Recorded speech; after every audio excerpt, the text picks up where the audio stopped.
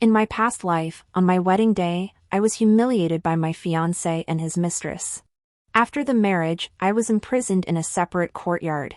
My elder brother was stripped of his power by the chancellor's household, and our family was uprooted. Finally, I was forced to drink a cup of poisoned wine and died in a blizzard, with no one to collect my body. When I opened my eyes again, red silk filled the sky, and joyous music filled the air. It was my wedding day.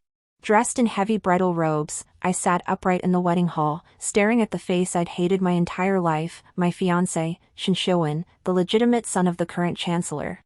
Beside him, a woman in a water-green gown clung timidly to him. She was his mistress, Lu Rian. In my previous life, for the sake of the imperial family's honor and my brother's secure throne, I endured this unspeakable humiliation and obediently married into the Shin family. What I received in return was utter ruin. This time, I will not endure it.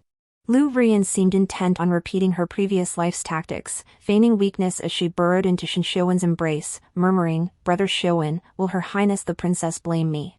I only came to see you off." Before she could finish, I sprang to my feet. Before anyone could react, my hand shot out and struck her across the face. The sharp crack echoed through the wedding hall, silencing it instantly. Even the musicians stopped playing.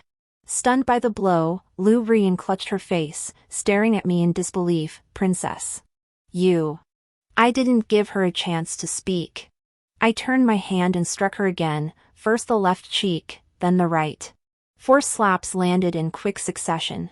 Lu Rian's cheeks instantly swelled crimson, her hairpin dislodged, and any trace of her delicate demeanor vanished. "Princess! How dare you?" Shinshowen, both shocked and furious, stepped forward to restrain me. "Miss Lu merely made an unintentional mistake." "How could you raise your hand against her?" "An unintentional mistake?" I sneered coldly, flinging his hand away. My voice was low but every word clear. "Shinshowen, today is our wedding day. You bring a mistress to the wedding hall of the princess's mansion. Do you think the imperial family is devoid of worthy men? Or do you think this eldest princess is easy to bully?" The assembled guests erupted in a murmur, whispers rising and falling. Shinshowen's face turned ashen, still trying to defend himself. "Rian and I are merely innocent." "Innocent?" I cut him off, my gaze sweeping over my elder brother seated at the head of the hall, the current emperor, Xiao Jingyuan, and declared in a clear voice, "Your Majesty, I refuse this marriage." Xiao Jingyuan's brows knitted tightly, clearly unprepared for my public defiance. His voice was deep and stern. "Qing Yan, this is no time for nonsense. This marriage was arranged long ago and concerns the stability of the court." "Stability?" I stepped forward, meeting Xiao Jingyuan's gaze directly.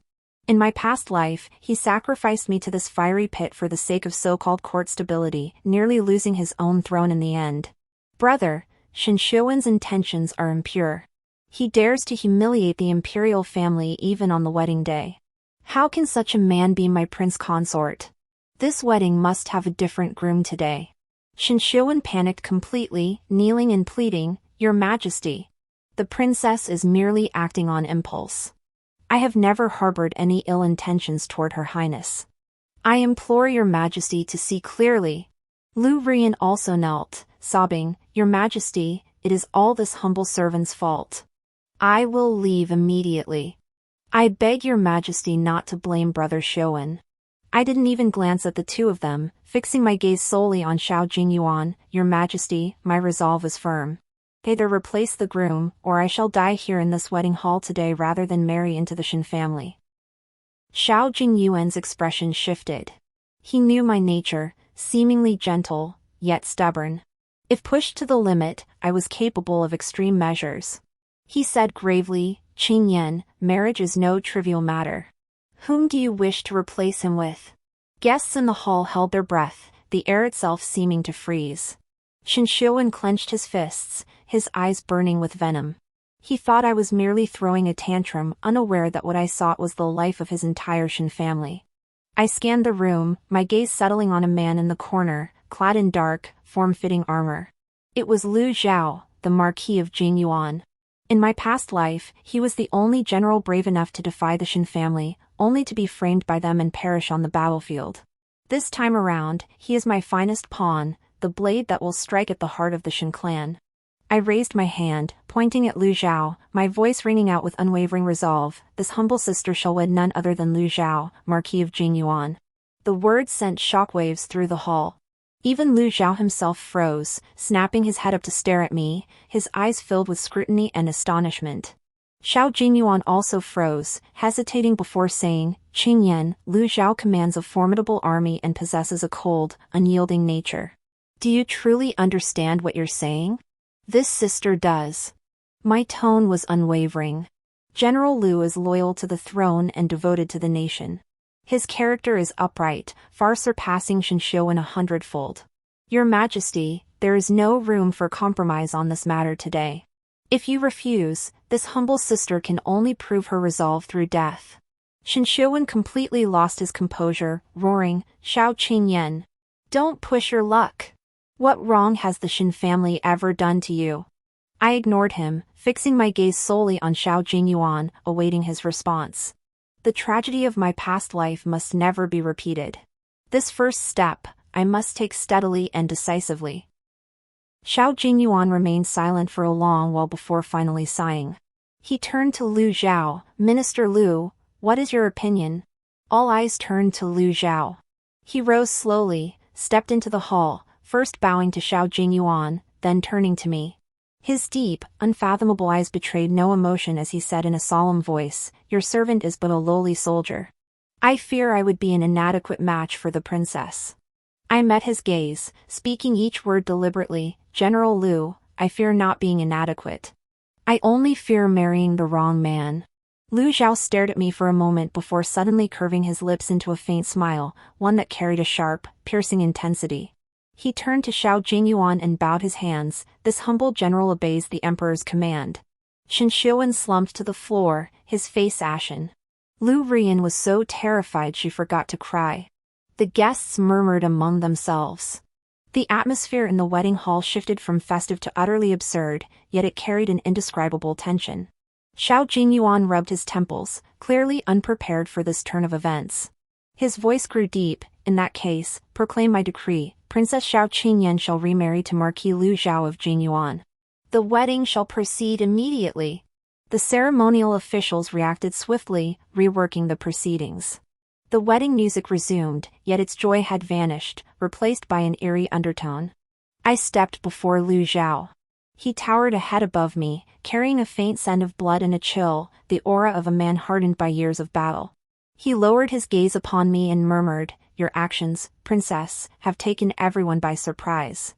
I tugged at the heavy bridal gown, my tone calm yet laced with a subtlety only he could decipher. "General Lu, today's proceedings are a transaction for both you and me, are they not?" A flicker of surprise crossed Lu Zhao's eyes before he regained his composure. He raised his hand, his movement slightly awkward as he took my arm. Guided by the ceremonial master, we walked toward the center of the wedding hall. Behind us, Shen Xiuwen roared, "Xiao Qingyan! The Shen family will never let you off." My steps didn't falter. I heard Lu Zhao whisper softly in my ear, "Princess, rest assured. With this soldier here, the Shen family cannot touch you."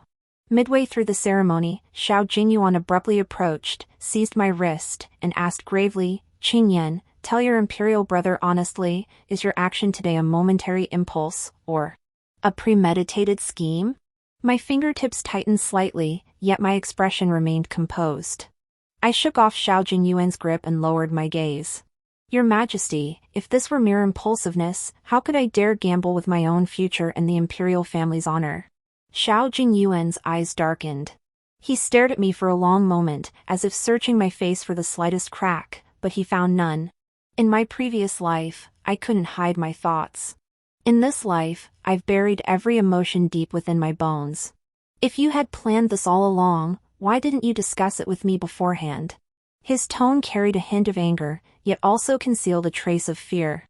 With today's incident causing such an uproar, how could the Chancellor's household let it rest? Would His Majesty have consented to prior consultation? I lifted my gaze to meet his, my voice as smooth as water. "In my previous life." The words halted abruptly at my lips, and I swiftly amended my words.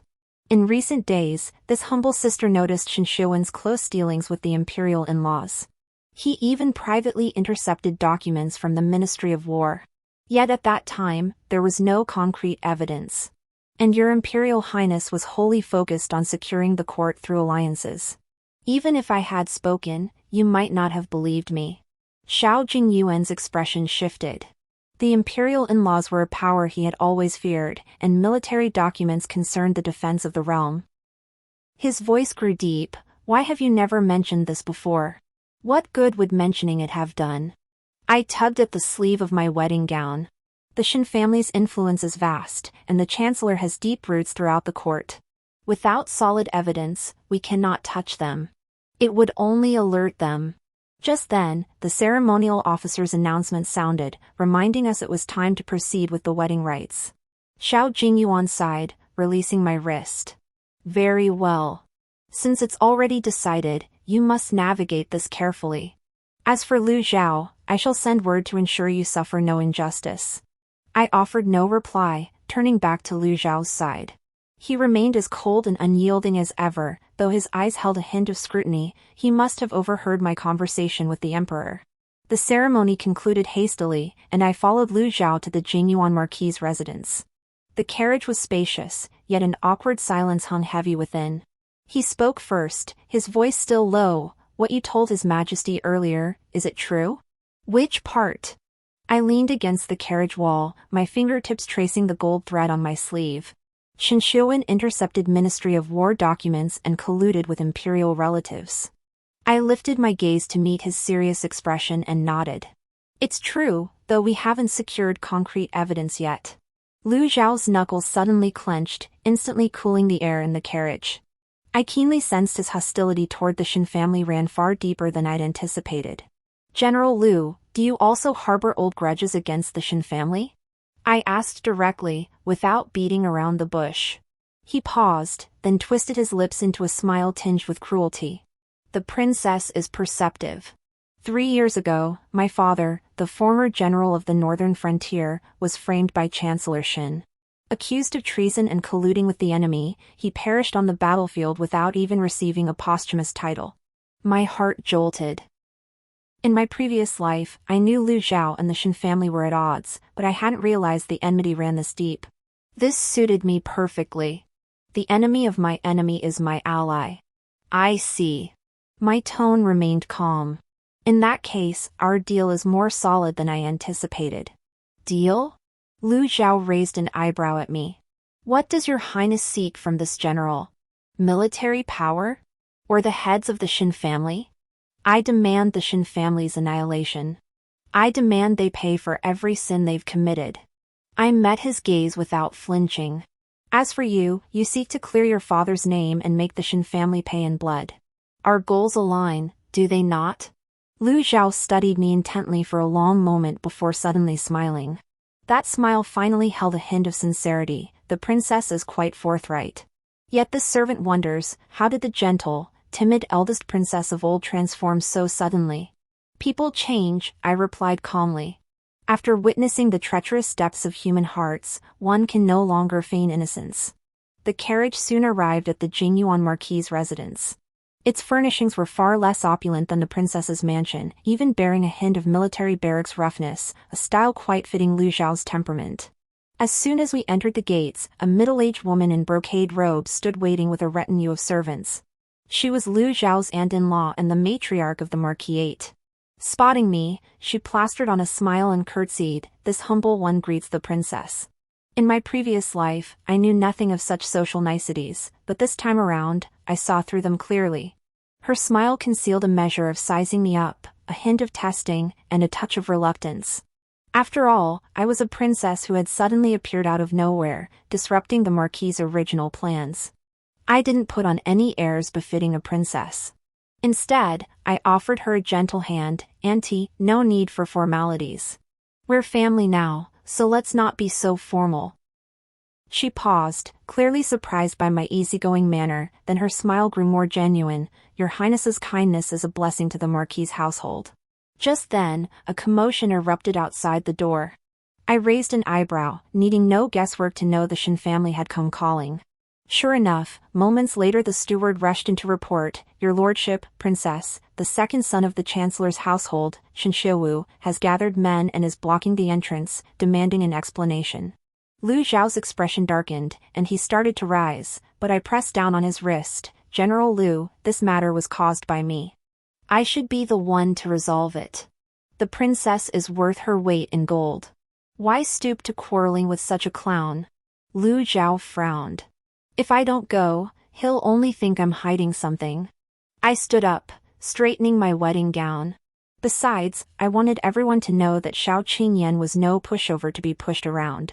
Accompanied by 2 guards, I walked to the mansion gate. Shinshou stood there, hands on hips, ranting and raving.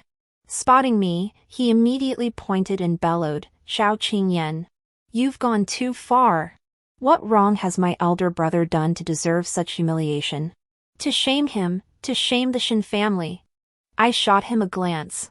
Shinshou, the second son of the Shin family, had always bullied others with impunity, relying on the power of the chancellor's mansion. In my previous life, he had tormented those close to me countless times. "I'm pushing things too far?" I let out a cold laugh, took a step forward, and spoke in a voice quiet enough to be heard by the gathered crowd. "Second young Master Shin, today is my wedding day. Your elder brother brought his concubine to the bridal chamber of this princess's residence, publicly humiliating me and the imperial family. This debt with the Shin family remains unsettled, yet you dare come seeking an explanation?" The surrounding crowd erupted in commotion. Whispers and pointing fingers reached Shinshou's ears, turning his face crimson. "That is my elder brother's private affair with Miss Lu. What business is it of yours? You replaced your husband without permission, tarnishing the Shin family's honor. Today, you must give us an explanation." "An explanation?" I raised an eyebrow. "Very well. Then let us go to the Golden Throne Hall. Before His Majesty and the entire court, we shall settle this account properly. Your elder brother disgraced the imperial family by secretly meeting his mistress.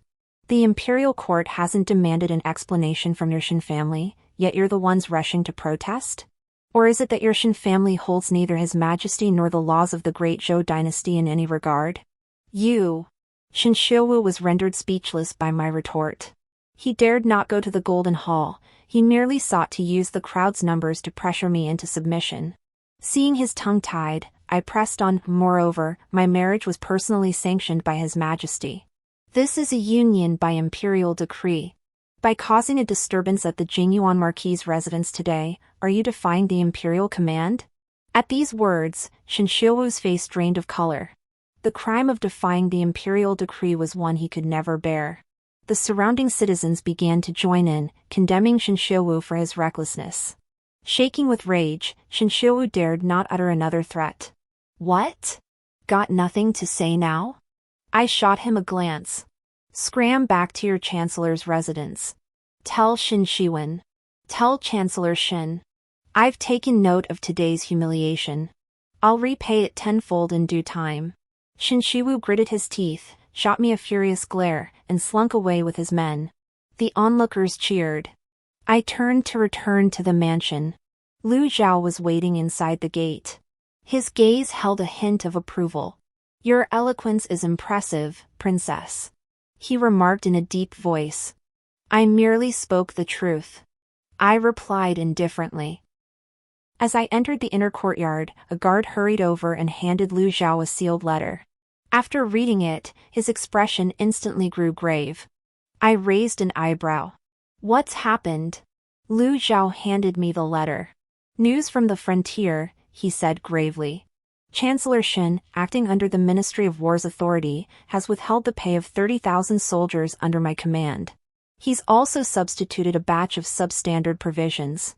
My fingertips turned white as I clutched the sealed letter. In my previous life, it was precisely because of inadequate supplies that Lu Zhao's troops suffered a crushing defeat at the frontier. He was then framed by the Shin family and perished on the battlefield. "The Shin family intends to eliminate us completely," I murmured. A flicker of murderous intent passed through Lu Zhao's eyes as he clenched his fists. "This debt," he growled, "I will settle with the Shin family, and settle it thoroughly." I looked at him and suddenly said, "General Lu, I have a way to help you recover the military pay, exchange the provisions, and even inflict a heavy loss on Chancellor Shin.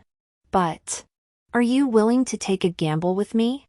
Lu Zhao lifted his gaze to meet mine, his deep eyes filled with scrutiny. After a moment's silence, he nodded. Speak freely, princess. If it means bringing down the Shin family, what would this soldier dare not do? Just as I was about to speak, the estate steward rushed in again, his expression frantic. Your lordship, princess. Messengers from the palace have arrived. His Majesty summons you both to the palace immediately. The Chancellor is also waiting there. It seems he has come to lodge a complaint. Lu Zhao frowned. They're quick to act. I, however, smiled, a flicker of calculation in my eyes. Perfect. Saves us another trip. I turned to Lu Zhao, my tone unwavering. General Lu, once we enter the palace, simply follow my instructions. I guarantee the Shin family will end up losing more than they gain. Lu Zhao stared at me for a long moment before finally nodding. Very well. I trust you. Just before boarding the carriage, Lu Zhao suddenly called out to me. He handed me a jet black token and said gravely, "This is the token for my personal shadow guards. Princess, keep it. Should danger arise, you may summon them at any time." I took the token. Its surface felt slightly cool to the touch. I looked up at him, seeing the earnestness in his expression, without a trace of pretense. I clasped the token tightly and murmured, "Thank you." The carriage rolled toward the palace, silence settling once more within its confines. Yet this time, the atmosphere felt utterly different. After a long while, Lu Zhao spoke, his voice low and clear. "Princess, what kind of person are you, really?" The carriage halted before the palace gates. Clutching the token Lu Zhao had given me, its coolness against my fingertips sharpened my mind. The moment I stepped into the imperial study, I heard the wailing of Chancellor Shin Songin. His silver-streaked beard trembled violently as he knelt on the ground, kowtowing to Xiao Jingyuan, "Your Majesty. Your servant has served the throne faithfully for half a lifetime, never harboring a single thought of disloyalty. Yet the actions of the eldest princess today have utterly disgraced the Shin family and chilled the hearts of the nobility across the land." Shin Shiwen knelt beside him, his face haggard, eyes reddened, looking utterly wronged. "Your Majesty, your servant and the princess grew up together, a match made in heaven. I know not where I offended her, that she should humiliate me and the Shin family so grievously on our wedding day. I beseech your Majesty to vindicate me." Xiao Jingyuan sat upon the dragon throne, his expression dark. Seeing Lu Zhao and me enter, he spoke in a deep voice, "Qingyan, Minister Lu, you have arrived. After hearing the words of Chancellor Shen and his son, do you have anything to say?" I stepped into the hall, neither kneeling nor bowing, merely casting a cold glance at the Shin father and son. "Chancellor Shin claims my sister brought shame upon the Shin family. Well, I would like to ask, on this wedding day, Shin Shiwen brought his concubine to the bridal chamber of my princess's residence. He embraced and caressed that woman in full view of all. Was this adding luster to the imperial family, or bringing honor to the Shin household?" Shin Songin's expression darkened, and he snapped harshly, "Nonsense. Rian is merely Shiwen's distant cousin. She came today specifically to offer congratulations. How can she be called a concubine? Distant cousin?" I sneered coldly, pulling a piece of paper from my sleeve and flinging it before Shin Shiwen. "This was uncovered yesterday by my sister's secret guards. It shows the mansion Shin Shiwen purchased in the southern part of the city. Lu Rian has resided there since spring began. The servants in the mansion address her as Madam. Chancellor Shin, is this the treatment befitting a distant cousin?" The paper landed, the handwriting and seal were clear as day. Shin Shiwen's face drained instantly, and Shin Songin froze, clearly unprepared for my preemptive evidence. This is forged." Shin Songin forced a defense. "The princess must be mistaken. Shiwen is not that kind of man of questionable character." "A misunderstanding?" I turned to Xiao Jingyuan. "Your Imperial Majesty, on the day of my sister's wedding, all the guests in the mansion witnessed Lu Rian nestled in Shin Shiwen's embrace. If this too is a misunderstanding, then my sister knows not what truth is." Lu Zhao stepped forward then, clasping his hands respectfully. "Your Majesty, this servant was also present today. Every word spoken by the princess is true. For Mr. Shin to meet his mistress on his wedding day is itself a disgrace to the imperial family. The princess's decision to exchange husbands was an act of necessity, and since the marriage was by imperial decree, it is beyond reproach in both reason and sentiment. Xiao Jingyuan's gaze fell upon the paper, and his expression softened slightly. He said in a deep voice, "Minister Shin, your son was at fault in this matter. I deem it unnecessary to pursue this further. As for the marriage between the eldest princess and Minister Liu, it is now settled. Whoever dares to raise objections again is defying the imperial decree." Shin Songnan wanted to speak further, but Xiao Jingyuan silenced him with a single glance. He could only grit his teeth and shut his mouth. Shin Xiuan slumped to the floor, his face ashen. Outside the imperial study, Lu Zhao murmured, "The princess was well prepared. How could one deal with the Shin family without a backup plan?" I replied indifferently, "But this is only the beginning. Shin Songnan won't let this rest." Sure enough, less than half an hour after returning to the Marquis's residence, the steward reported that Shin Xiuan's mother, Lady Wang, the chancellor's wife, had gathered a group of maidservants and was blocking the entrance, insisting on seeing me. Lu Zhao frowned. Lady Wang is notoriously fierce. Backed by the Shin family's power, she's bullied many in the capital. Your Highness needn't concern yourself. Since she's come, refusing to see her would only make me look afraid. I rose, adjusting my robes. Besides, I needed just the excuse to expose more of the Shin family's sordid affairs. I had the steward escort Lady Wang to the front hall. I specifically instructed the servants to casually inform several elderly ministers who had grievances with the Shin family. Tell them the chancellor's wife is causing a scene at the Ho residence, and suggest they happen to pass by for a look. The moment Lady Wang entered the front hall, she began wailing and pounding her thigh, "Princess! How could you be so heartless? What wrong has my son done to deserve such humiliation? What sin has our Shin family committed to suffer this torment?" Her voice boomed, spittle flying everywhere, the very image of a streetwise shrew, not a trace of the dignified chancellor's wife remained. I held my tea, sipping it deliberately. Only after she had cried herself out did I speak, "Madam Chancellor, evidence must accompany accusations. When did I ever humiliate Shin Xiuan? It was he who brought his concubine to the wedding day, dishonoring the imperial family. I merely followed the imperial decree to replace my husband. Where is the humiliation in that? Replace your husband by imperial decree?" Madame Wang sprang to her feet, pointing an accusing finger at my nose. "You clearly set your sights on the Marquis of Jingyuan long ago and deliberately orchestrated this to humiliate my son. Xiao Qingyan, don't think your status as a princess grants you free rein to act as you please. The Shin family will not let you off the hook." "Oh." I arched an eyebrow, my voice rising sharply. "Is the chancellor's wife questioning His Majesty's decree? Or does the Shin family's honor hold greater weight than the emperor's edict?" At these words, Lady Wang froze, and the maids behind her paled. Just then, a few coughs echoed from beyond the front hall. I looked up to see several elderly ministers standing at the doorway, clearly having overheard the exchange while passing by. Madame Wang spotted them too, her face flushing crimson, yet she stubbornly insisted, "I didn't mean that. I merely said the princess shouldn't humiliate my son like this." "Humiliate?" I set down my teacup and rose to stand before her. "Then let me ask you, madam. 3 years ago, your elder brother, leveraging the power of the Shin family, embezzled the soldiers' pay at the frontier outpost, lining his own pockets. Ultimately, 3,000 soldiers froze to death beyond the pass. Are you aware of this, madam? And last year, when your steward forcibly abducted a peasant girl, driving her to her death, a crime the Shin family buried. Is that also known to you, madam?" My voice was measured, yet each word rang clear. The faces of the elderly ministers by the door paled.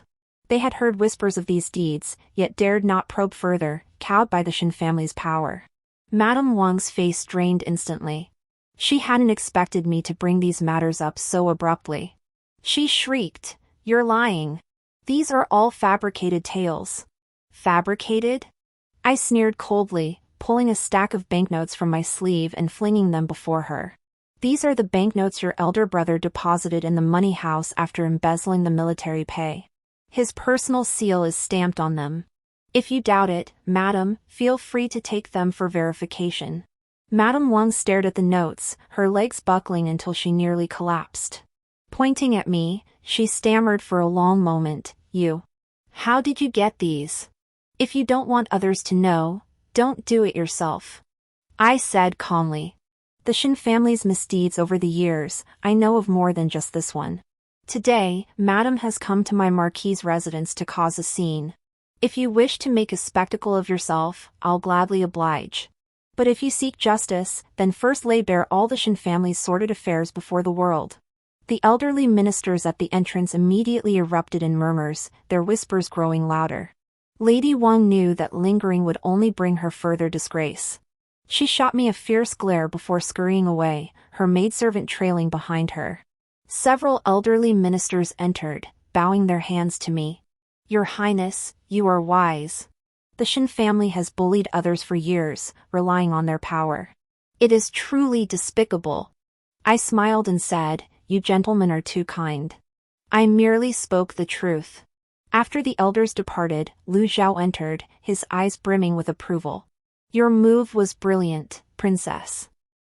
It not only humbled Lady Wang but also brought the Shin family's embezzlement of military funds to the elders' attention. Rest assured, petitions will soon reach His Majesty. It was merely going with the flow. I walked to the table and picked up the stack of banknotes. This was but a fragment of the Shin family's many crimes. More evidence awaited them in the days to come. Just then, my personal maid Qinghe rushed in, her expression frantic. "Princess.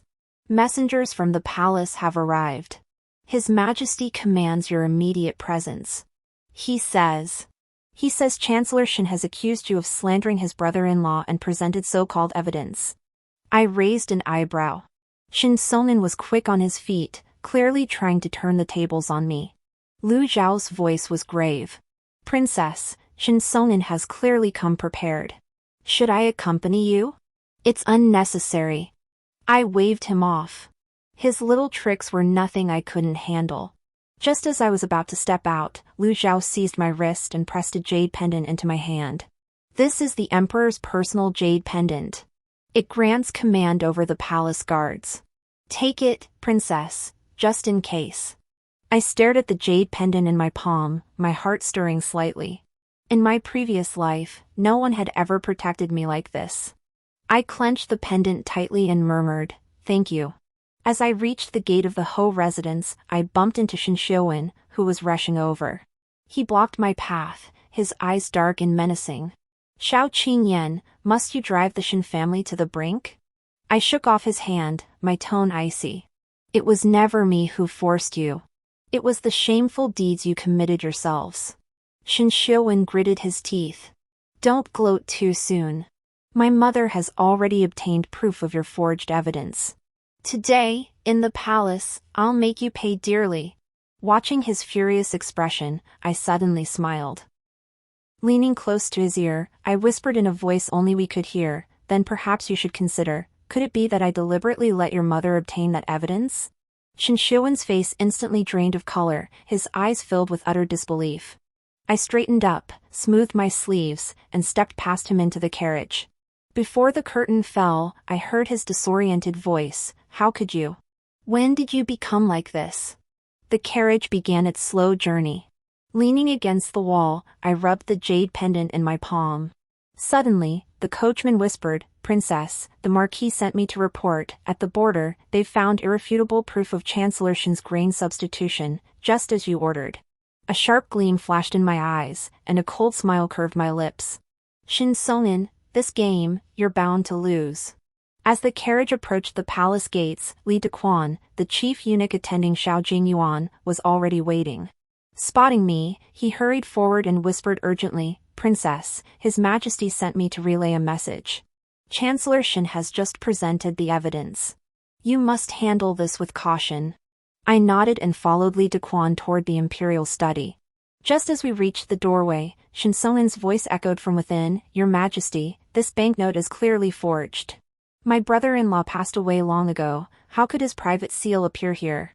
This is undoubtedly the eldest princess framing my Shin family." I pushed open the door, bowed to Xiao Jingyuan, then lifted my gaze to Shin Songin. My tone was calm yet utterly confident. Chancellor Shin, you claim this banknote is forged. Well then, let us question your brother-in-law's steward. We shall determine whether this private seal is genuine or not. My words plunged the imperial study into sudden silence. Shin Songin's face turned from pale to ashen. He snapped his head up, glaring at me. You're lying. My brother-in-law's steward returned to his hometown 3 years ago. His whereabouts are unknown now. Where would you even find him? Chancellor Shin seems to have forgotten. I slowly approached Xiao Jingyuan, clutching the jade pendant Lu Zhao had given me in my palm.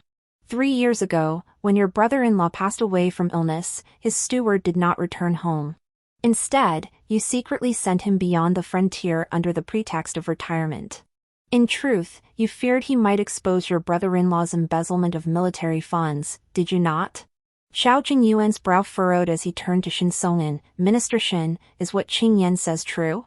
Cold sweat beaded on Shin Songin's forehead as he bowed repeatedly. Your Majesty sees clearly. This old servant had no part in such matters. The princess must have been misled by villains, fabricating these lies to frame me. Whether lies or not, we shall know once he is brought forth.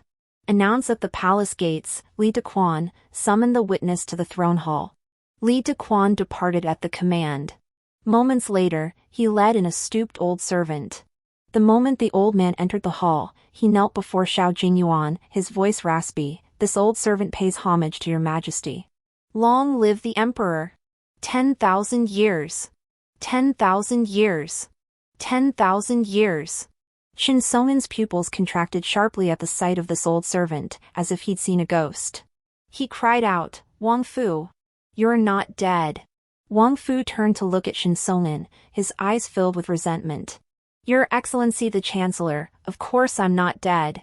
If the princess hadn't sent someone to find me and rescue me from that freezing dungeon, I'd have long since become a wandering ghost beyond the frontier. You're slandering me. Shin Songin trembled with rage, pointing at Wang Fu. When did I ever lock you in a dungeon? You ran away secretly after losing money gambling. Gambling? Wang Fu sneered coldly, pulling a seal from his robe and holding it high. Your Majesty, look. This is the private seal I safeguarded while serving the old lord.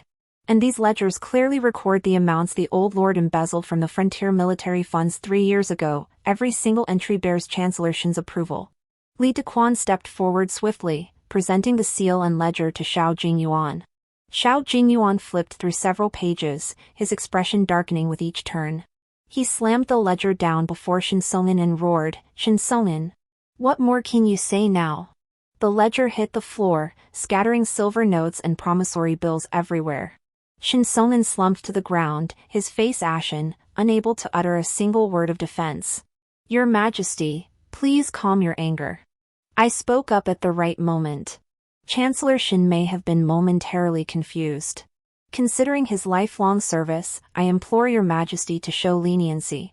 These words seemed like intercession, but they actually cut off Shin Songin's escape route. Even I, the victim, was pleading for mercy. If he continued to argue, it would show he didn't know when to quit.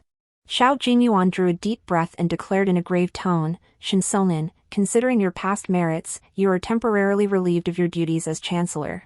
You shall reflect upon your transgressions in seclusion. The case of your brother-in-law embezzling military funds shall be thoroughly investigated by the Supreme Court of Justice. Shin Shiwen, for his misconduct, shall be stripped of his titles and confined to his residence. Shin Songin and his son collapsed to the floor, too drained even to offer thanks. As he exited the imperial study, Xiao Jingyuan called me back, his gaze lingering on me with complexity. Qing Yan, how much more are you hiding from my brother? Your sister merely wishes to avoid repeating past mistakes. I lowered my gaze, my tone level. Your Majesty need only know that everything this humble sister has done is for the great Zhou, for your Majesty's throne. Xiao Jingyuan fell silent for a moment before patting my shoulder. Very well. You've grown up and have your own thoughts now. Proceed with caution henceforth. Though half the Shin family has fallen, their roots remain. Do not underestimate them. I nodded in agreement and turned to exit the palace gates. Lu Zhao's carriage had already been waiting outside. After boarding, Lu Zhao handed me a cup of hot tea. Your move was brilliant, princess. You've toppled Shin Song'in's brother-in-law, stripped Shin Song'in of his power, and all without arousing the emperor's suspicion. I merely used Wang Fu's hand. I sipped the warm liquid, its heat soothing my icy fingertips. Right, I said, did you secure the evidence regarding the border supplies? Yes. Lu Zhao drew a sealed letter from his sleeve. Shin Song'in not only substituted substandard provisions but also corresponded with Northern D spies. He intended to collude with them to seize our border fortresses. I took the letter, skimmed a few pages, and a flicker of murderous intent crossed my eyes. In my past life, the northern barbarians exploited Shin's family's traitor to breach 3 cities. My elder brother nearly lost half his life because of it. Keep this letter safe for now. I returned the letter to Lu Zhao. We'll present it to His Majesty when the time is right. Now was not the time to shake the foundations of Shin Song'in. Lu Zhao nodded, about to speak, when Qinghe's voice came from outside the carriage. Princess, the Shin family has sent an invitation. Shin Shiwen wishes to meet you at the Springview Pavilion outside the city, saying he has urgent matters to discuss. I raised an eyebrow. What does Shin Shiwen want now? Is he begging for mercy, or plotting some new trick? Accept the invitation. I replied coolly. It suits me well, I intend to draw something out of him. The next day, I changed into simple robes and took only Qinghe with me to the Springview Pavilion. Shin Shiwen was already waiting in the private room. Dressed in plain robes, he lacked his usual spirited vigor and looked considerably haggard. Seeing me enter, he rose hastily, his eyes reddened. Qingyan, I know I was wrong. That wedding day, I was a fool. Could you plead my case before His Majesty and restore my official rank? I sat down, lifted the teacup, and took a sip without responding. Is that all you wanted to discuss today, Mr. Shen? Not entirely. Shin Shiwen stepped forward, his tone tinged with urgency. Qingyan, we grew up together as childhood sweethearts. Have you forgotten that bond? You once swore to trust and protect me forever. Why has that changed now? Our bond? I set down my teacup and met his gaze, my eyes brimming with scorn. Shin Shiwen, when you brought Lu Rian to my wedding altar, did you not think of our bond? When you watched me imprisoned and tortured in the Shin family's estate, did you not think of our bond? Shin Shiwen paled, stammering, but that was my parents' will. I had no choice. No choice? I scoffed coldly. If you truly had no choice, you wouldn't have been embracing Lu Rian in pleasure while I was imprisoned. Shin Shiwen, spare me your phony act. I'm no child of 3. I won't believe you anymore. Seeing my unyielding stance, Shin Shiwen's expression darkened, his tone hardening. Xiao Qingyan, don't bite the hand that feeds you. I came to you today to offer you a chance. Mark my words, though my father was stripped of his chancellor title, the imperial uncle's mansion still stands with us. With the imperial uncle's backing, I'll rise again sooner or later. Then both you and Lu Zhao will suffer. A thought struck me, the duke of the imperial family's estate. In my previous life, it was by uniting with them that the Shin family stripped my elder brother of his power. I feigned alarm, furrowing my brow, the duke of the imperial family's estate. You've truly joined forces? Seeing my moment of weakness, Shin Shiwen grew smug, leaning closer. Of course. The imperial uncle has long despised that brute Lu Zhao. We've agreed, once we bring Lu Zhao down, we'll depose His Majesty and install a new sovereign. Then I shall be chancellor of the new dynasty. If you return to my side, I'll crown you empress. I clenched the recording jade butterfly, a sound recording jade artifact I'd prepared in advance, in my sleeve, yet feigned hesitation. But this is treason. I dare not. What is there to fear? Shin Shiwen pounded his chest. As the imperial uncle, I command the capital's military forces. My Shin family still has loyal followers and former officials. Success is certain. You need only help me obtain evidence of Lu Zhao's grain and forage swaps, then speak ill of him before His Majesty. Once the deed is done, I guarantee you'll enjoy every luxury imaginable. I feigned agreement. I'll consider it. Give me a few days. Shen Xiuwen, thinking he'd swayed me, grinned smugly. Excellent. I await your response. Don't try any tricks, or I'll make sure neither you nor Lu Zhao finds a place to be buried. Stepping out of the Springview Pavilion, I handed the jade butterfly to Lu Zhao, who had hurried after me, and said coldly, "Listen to this. This is his treacherous ambition." After hearing the jade butterfly's message, murderous intent surged in Lu Zhao's eyes. Shen Xiuwen and the imperial uncle's mansion actually dare to plot rebellion. I'm taking troops to arrest them now. Don't rush. I stopped him. The imperial uncle's mansion controls the capital's military power. Acting rashly will only alert them. First, we present this jade butterfly to His Majesty. Simultaneously, have the border garrison send up Shen Xiuwen's secret correspondence with the enemy. Only by attacking on two fronts can we leave them no room to deny their crimes. Lu Zhao calmed down and nodded. Your Highness is right. I was too hasty. Also, I added, assign someone to monitor Lu Rian. If Shen Xiuwen was willing to sacrifice her for his own ends, she might just be our breakthrough. Lu Zhao acknowledged the order and was about to leave when Qinghe suddenly rushed in, panic etched on his face. Princess. Marquis. News from the palace, the imperial uncle has accused you before His Majesty of colluding with foreign ministers and attempting to interfere in state affairs. I raised an eyebrow. The imperial uncle certainly struck first. Lu Zhao's voice was grave. Princess, I must enter the palace immediately to explain to His Majesty. It's unnecessary. I pulled him back, drawing the imperial jade pendant from my sleeve. Since my imperial brother gave me this pendant, it means he trusts me. I would personally go to the palace. And while I was there, I would present this jade butterfly as well. I entered the palace alone. Upon reaching the imperial study, I saw the imperial uncle standing in the hall, passionately addressing Xiao Jingyuan, Your Majesty. Since marrying into the Jingyuan Marquis' household, the eldest princess has been in cahoots with Lu Zhao, targeting the Shen family at every turn. Now she meddles in the Ministry of War's affairs. This is clearly an attempt to interfere with state affairs. I implore Your Majesty to revoke the eldest princess's authority and remove Lu Zhao from the capital.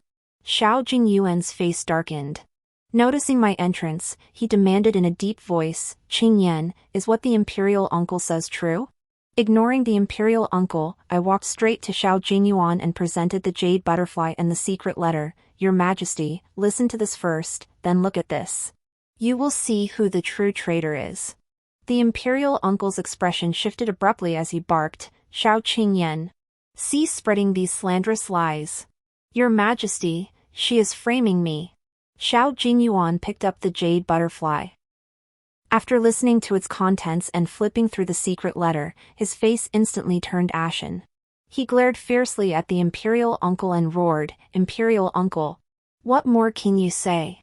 The imperial uncle turned deathly pale, collapsing to his knees with a thud. He bowed his head repeatedly, Your Majesty, please see clearly. This is all forged by Xiao Qingyan. I have absolutely no treasonous intentions. I stepped before the imperial uncle, towering over him with a cold gaze.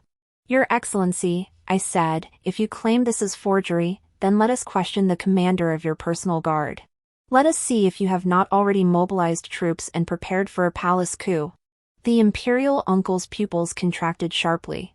His body trembled violently, and he could utter no further words. Xiao Jingyuan drew a deep breath and barked at Li Dequan, transmit my imperial decree. Arrest the imperial uncle and throw him into the dungeons. Conduct a thorough investigation into the collusion between the imperial uncle's residence and the Shen family. Guards surged in, dragging the imperial uncle away. Silence returned to the imperial study. Xiao Jingyuan looked at me, his tone complex. Qingyan, this was all thanks to you. Otherwise, I nearly brought disaster upon myself. I lowered my gaze and replied softly, Your Majesty overstates the matter. This was simply my duty as your sister. Xiao Jingyuan fell silent for a moment before suddenly asking, Qingyan, tell your brother honestly, did you know of their treasonous plot all along? Was marrying into the Marquis of Jingyuan's household and allying with Lu Zhao part of your plan? I lifted my gaze to meet Xiao Jingyuan's, my eyes showing no trace of panic. My tone remained calm, Your Majesty, I did indeed suspect something long ago. The Shin family's power has grown excessively in recent years, and their ties with the imperial in-laws have become far too close. This unease drove me to seize the opportunity presented by the wedding to exchange husbands, forming an alliance with General Liu. My sole purpose was to protect your majesty and safeguard the stability of the great Zhou Empire when the critical moment arrived. Xiao Jingyuan stared at me for a long moment, the doubt in his eyes gradually fading. He sighed, "Very well. Your Imperial Majesty trusts you. But in future matters, you must consult with me. Do not venture into danger alone again. Your Imperial Majesty's servant will remember." I bowed in acknowledgement, yet knew deep within that certain matters could never be fully revealed to my imperial brother. News of the imperial uncle's imprisonment in the heavenly prison spread throughout the capital within half a day, leaving the Shin family utterly terrified. 3 days later, a banquet was held in the palace. Ostensibly meant to reassure the court officials, it was actually Xiao Jinyuan's opportunity to warn those factions connected to the Shin family. He specifically invited both me and Lu Zhao to attend. I knew this palace banquet would not be peaceful. With Shin Shiwen confined for days, the Shin family would surely use this banquet as their last desperate gambit. Before entering the palace, I deliberately changed into a dark crimson court gown, maintaining the dignity befitting a princess while adding a sharper edge to my usual demeanor. Lu Zhao rode alongside the carriage, his voice low. "Princess, the secret guards just reported that the Shin family has planted agents at the banquet. They likely intend to harm you." I anticipated this.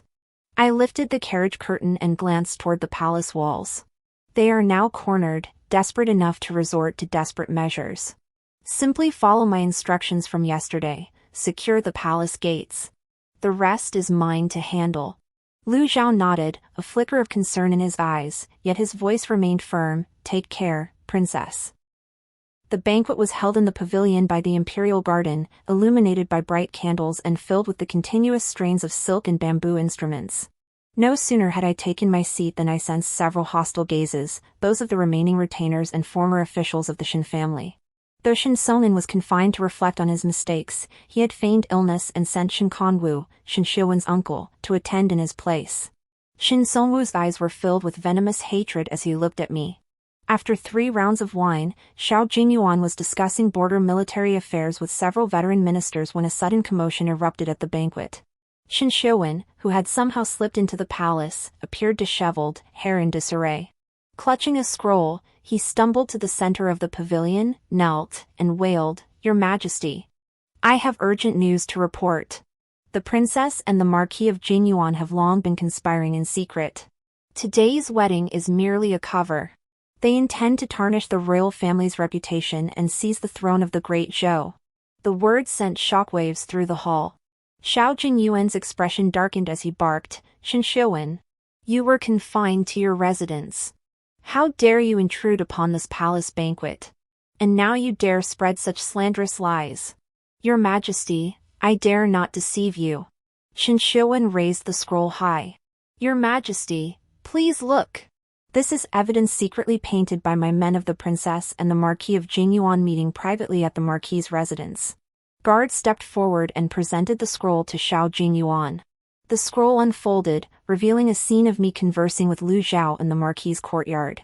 Yet the painter had deliberately distorted it, transforming ordinary conversation into an intimate embrace. The angle was so devious it almost seemed real.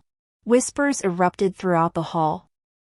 Shin Conwu seized the moment, rising to his feet and bowing respectfully. "Your Majesty! The princess, born of royal blood, has committed acts that bring shame upon her noble lineage. The Marquis of Jinyuan, commanding vast military power, has conspired with her in secret. His treachery demands punishment. I implore your Majesty to punish them severely and uphold the law." Officials friendly with the Shin family quickly echoed his words. In an instant, all eyes turned to me, waiting to see how I would defend myself. I rose slowly, not panicking at all. Instead, I gave a light chuckle and walked up to Shin Shiwen, looking down at him from above. "Shin Shiwen, how much silver did you pay the painter to forge this picture? This is irrefutable proof. It is absolutely not a forgery." Shin Shiwen shouted defiantly, neck stiff with anger. "Xiao Qingyan, don't even think about denying it. Irrefutable proof? I raised an eyebrow and turned to look at Xiao Jingyuan.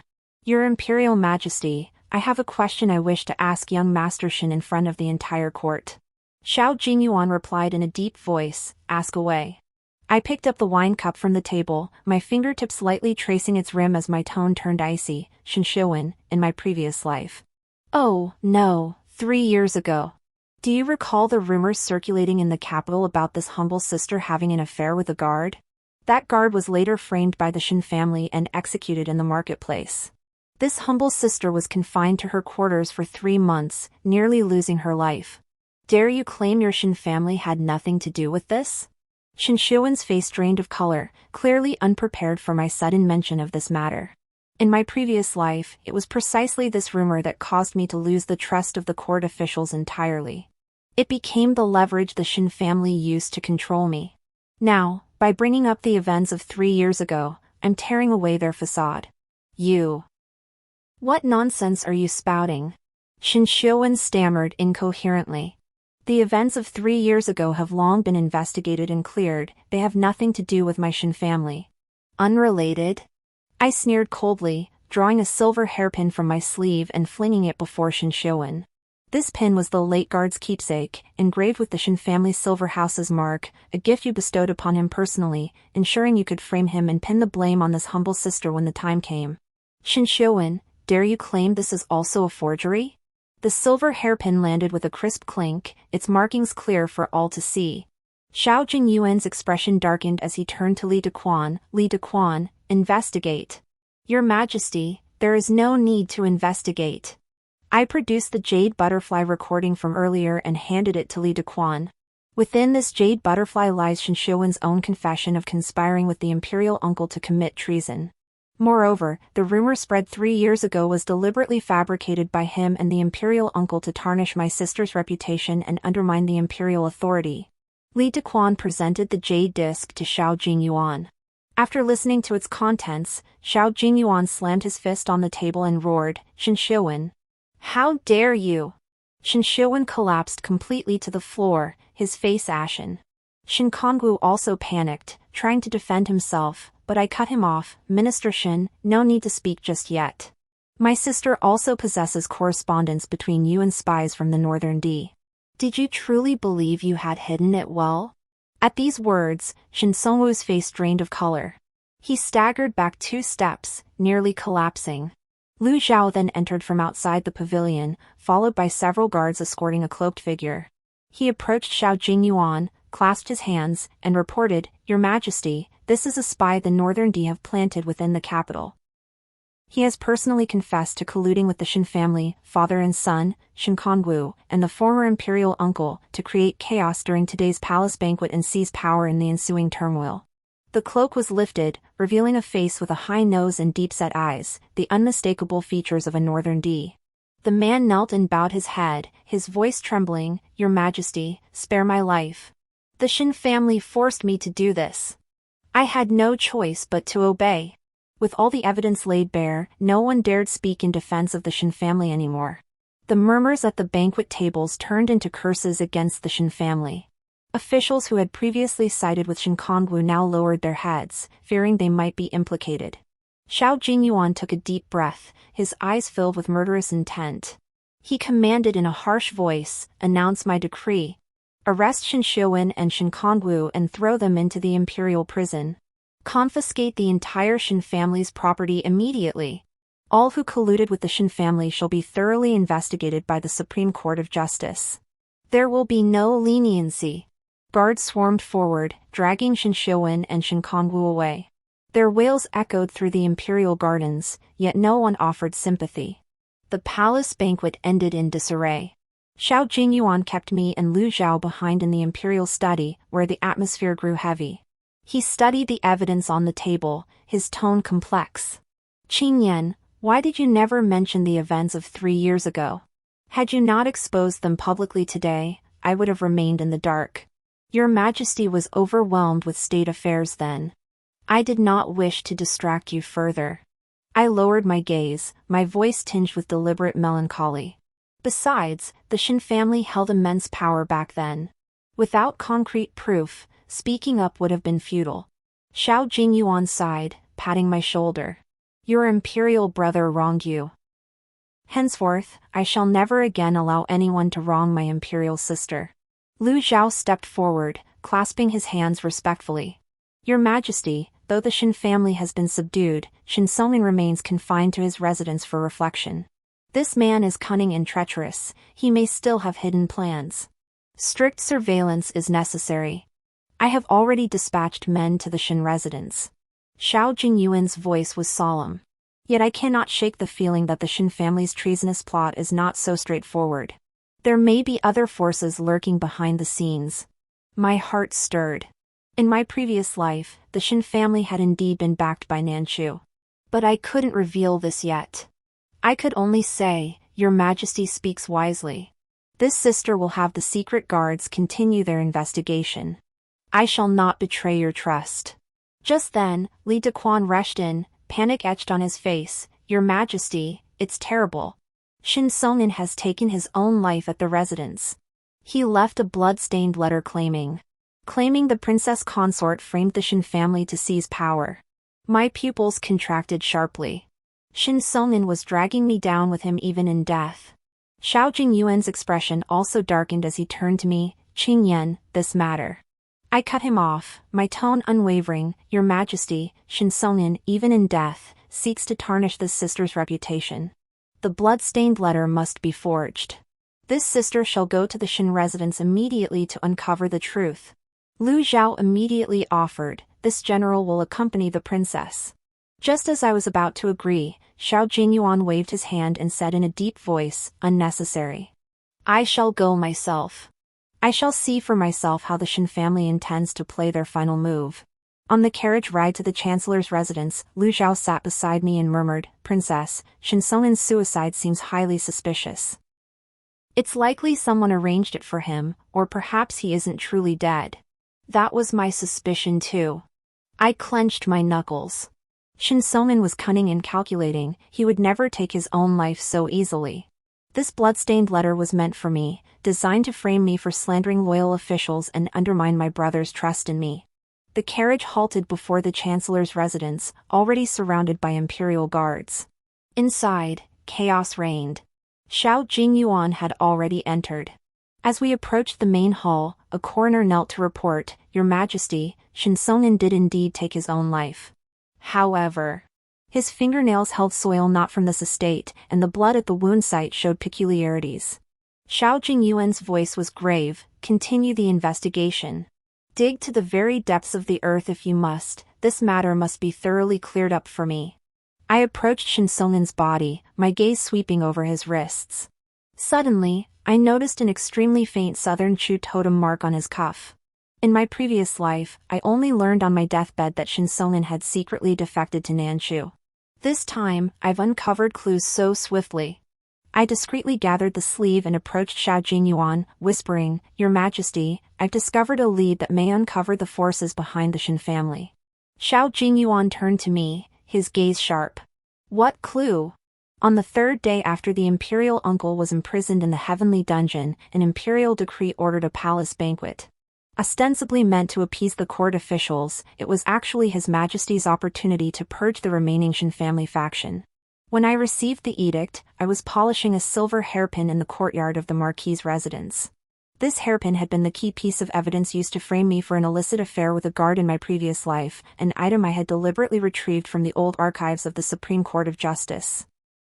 Qinghe ground ink beside me and whispered, Princess, the Marquis just sent word asking if you should deploy guards in the palace ahead of time. Without lifting my head, my fingertips traced the Shin family's silver hallmark on the hairpin. My tone was cold and firm, unnecessary. I handle my own affairs. Just have him secure the capital's gates. He needn't meddle in anything else. Qinghe withdrew upon receiving the order. I stared at the silver hairpin, a chill flickering in my eyes. The Shin family was now cornered. At the palace banquet, they would surely lash out desperately. Their specialty was destroying reputations with slander. In my previous life, I fell victim to this tactic. This time, I would make them swallow the bitter consequences themselves. Before entering the palace, I brought only Qinghe and a single shadow guard. Hidden on my person were three things: that silver hairpin, the jade butterfly recording Shen Xiuwen's treasonous words, and a secret letter detailing the Shen family's correspondence with Northern D spies. I uncovered all of these myself over 3 days, personally leading the shadow guard in the search, without relying on anyone else. The palace banquet was held in the pavilion by the Imperial Garden Pond. Candlelight flickered, yet beneath the silk and bamboo music lay a palpable tension. No sooner had I taken my seat than I caught the venomous glare of Shen Xiuwen's uncle, Shen Kongwu, along with the feigned concern of several Shen family disciples scrutinizing me. I lifted my wine cup, took a sip, and pretended not to notice. After 3 rounds of wine, as my imperial brother discussed frontier military affairs with the elder ministers, a sudden commotion erupted outside the pavilion. The next instant, Shen Xiuwen burst in, hair disheveled, clutching a scroll. He knelt with a thud, his shouts echoing through the pavilion, "Your Majesty! I have urgent news to report. The princess and the Marquis of Jingyuan have long been lovers. Their royal wedding was merely a cover. They conspired to tarnish the imperial family's reputation and seize the throne of Great Zhou." The hall erupted in shock. Many stole glances my way. Shen Kongwu immediately rose to echo him, "Your Majesty. Shen Xiuwen speaks the truth. I too have recently heard that the princess and the Marquis of Jingyuan behave intimately at the Marquis's residence, showing no regard for their positions. Such conduct dishonors the imperial family and undermines the very foundations of the state."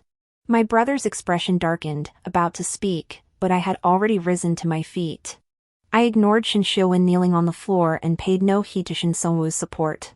I strode straight to the center of the pavilion, my voice quiet yet carrying an icy chill that sent shivers down spines. "Shen Xiuwen, your unauthorized intrusion into the palace banquet is already a grave offense.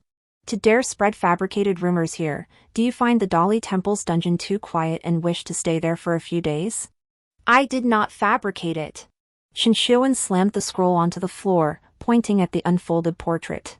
"This is irrefutable proof. Look at this painting, you and Lu Zhao embracing in the Marquis's courtyard. How dare you claim there's no illicit affair?"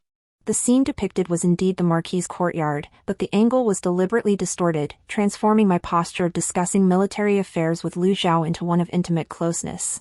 I glanced at it and suddenly laughed. Bending down to pick up the painting, I waved it before the assembled court officials. "Honorable ministers, observe this. The painter's skill is commendable, yet alas, even the pattern of the courtyard's paving stones is misrepresented. The tiles in my Marquis's residence are blue stone slabs with cloud patterns. Yet this painting shows plain square bricks. Shen Xiuwen, where did you find this third-rate painter to bring such disgrace?"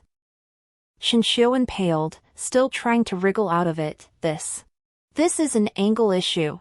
Don't even try to wriggle out of this." "Wriggle out?" I suppressed my smile, drew the silver hairpin from my sleeve, and flung it forcefully at Shen Xiuwen's feet. It clattered sharply upon landing. "Then explain this. 3 years ago, rumors spread throughout the capital that I had an affair with a guard. Was it your Shen family who spread them? This hairpin is the guard's keepsake. It bears the seal of your Shen family's silver house. You personally bestowed it upon him to frame me and ruin my reputation. How dare you deny it?" Shen Xiuwen's pupils contracted sharply, his lips trembling as he remained speechless. I pulled out the jade butterfly and tossed it to Li Dequan, eunuchly, "Present this to His Majesty. Let the entire court hear how Shen Xiuwen conspired with the imperial uncle to depose the emperor and install a new ruler. Hear him confess with his own mouth that he orchestrated the rumors 3 years ago." The voice from the jade butterfly rang out clearly. Shen Xiuwen's urgent yet sinister tone, along with his treasonous words, instantly turned the faces of every courtier present. Shen Kongwu lunged forward to seize it, only to be kicked to the ground by my shadow guard. I didn't even glance at him as I continued, "Oh, right. There's also this." I flung the secret letter onto Shen Xiuwen's face. "This is the confidential correspondence between your Shen family and the Northern D spies. Your father, Shen Songin, not only diverted border supplies but also sought to lure the Northern D cavalry into the pass. He traded the lives of the Great Zhou's people for his own power. Shen Xiuwen, do you still believe it was I who disgraced the imperial family?" With all the evidence laid bare before him, Shen Xiuwen collapsed completely to the ground, his face ashen. I looked down at him from above, my tone icy cold. In my previous life. No, 3 years ago, I was confined to my quarters for 3 months because of your frame-up. That guard was executed in the marketplace, damaging the prestige of our royal family, while your Shin family seized the opportunity to seize power. This time, I've laid all your vile deeds bare under the light of day. What more can you say? Upon hearing Yudi's report and reading the secret letter, Xiao Jingyuan slammed his fist onto the desk before him, shattering it. He roared in fury, the Shin family harbors treacherous ambitions. How dare they collude with enemies and plot rebellion? Guards! Arrest Shin Xiuwen and Shin Kongwu. Immediately confine the entire Shin family to house arrest, awaiting their punishment. Guards swarmed forward, dragging away the wailing, struggling uncle and nephew. The entire court fell silent, not a single voice daring to speak for the Shin family. I stood rooted to the spot, my back straight as an arrow, refusing to meet anyone's gaze. This was the retribution I deserved, and what the Shin family owed me. After the palace banquet ended, my imperial brother summoned me to the imperial study. He stared at the evidence on the table, his tone complex. Qingyan, why did you never tell me about what happened 3 years ago? I walked to the window, gazing out at the night beyond the palace walls. My tone remained resolute, without a trace of resentment, because speaking up then would have been futile. The Shin family's power was too great. Without concrete proof, it would only have alerted them. What I sought was not my brother's pity, but for the Shin family to pay for their crimes with blood. Xiao Jingyuan remained silent for a long moment before suddenly saying, "Your nature now is utterly different from before. I neglected you in the past, causing you too much suffering." I turned to look at him, my gaze calm yet unwaveringly resolute. The suffering is long swallowed. What I seek now is the stability of the Great Zhou and the punishment of all my enemies. As we spoke, Li Dequan rushed in, his face frantic. "Your Majesty. News from the Prime Minister's residence, Shin Songin has taken his own life within the compound. He left a blood-stained letter stating that the princess consort framed the Shin family to seize power." I let out a cold laugh, not the slightest bit flustered, and spoke directly. "He didn't kill himself. It's a fake death. Brother, give me 300 imperial guards. I'll go to the Prime Minister's residence myself and drag Shin Songin out of his rat hole." Xiao Jingyuan paused, then said gravely, "You may take as many men as you need, but be cautious. Shin Songin is a cunning old fox. He must have backup plans." I turned and walked out without consulting anyone else. As I reached the doorway, Xiao Jingyuan suddenly called after me, "Qingyan, are you so certain he's still alive?" My pace didn't falter. I glanced back at Xiao Jingyuan, my tone carrying an unwavering certainty. "Your Majesty, you forget, I personally reviewed the Shin family's old records at the Supreme Court of Justice just days ago. Shin Songin had clandestine ties with the Southern Chu witch cult in his youth. That cult specializes in feigning death to escape. Moreover, the soil beneath his fingernails was a unique clay found only along the Nanchu border. It simply doesn't exist in the capital. If he truly took his own life, where would such soil come from?" Xiao Jingyuan, hearing this, asked no further questions. He immediately issued an edict transferring 300 imperial guards to my command. He even suggested the commander of the imperial guards accompany me for support, but I flatly refused. "The commander should remain in the palace to protect your imperial highness. At the Prime Minister's residence, I alone will suffice." As I exited the palace, Lu Zhao's carriage awaited at the gate. Seeing I had only the imperial guards, he swiftly dismounted. "Princess, I shall accompany you to the Prime Minister's residence. Shin Songin is cunning and calculating, we must guard against ambush." I swung onto my horse, tugged the reins, and kicked up a cloud of dust as I replied coldly, "I've told you before, my affairs are none of your concern. Your greatest service to me is to guard the city gates and prevent the Southern Chu forces from escorting Shin Songin out." Lu Zhao tried to say more, but I had already spurred my horse forward. 300 imperial guards followed close behind, their hoofs pounding the long street in perfect unison, startling street vendors who scattered to make way. Upon reaching the Prime Minister's residence, imperial guards had already encircled the compound. The leading captain rushed forward upon my arrival. "Your Highness, the entire estate is under quarantine. Shin Songin's body lies in the main hall, and the blood-stained letter has been secured." I paid him no mind, striding straight inside. Chinghe tried to support me, but I brushed him aside. In the main hall, Shin Seongin's corpse lay on a wooden plank, covered in white cloth. The blood-stained letter lay beside it. Several coroners stood nearby, looking helpless. They bowed in unison as I entered. I approached the door panel, yanked off the white cloth, and revealed Shin Seongin's stiffened face. His complexion was purplish-blue, a knife wound gouged across his neck. Indeed, it looked like suicide. I crouched down, lightly brushing my fingertip across the wound on his neck, then pinched his wrist to examine his fingernails. A cold laugh escaped me. "Everyone, come take a look."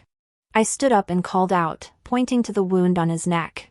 A genuine suicide wound would have averted flesh at the edges and spattered blood. His wound is clean-cut, with congealed blood on the surface, clearly faked after death. And his fingernails, the soil mixed with grass clippings unique to the Nanchu witch cult. That's the catalyst used to create the illusion of death.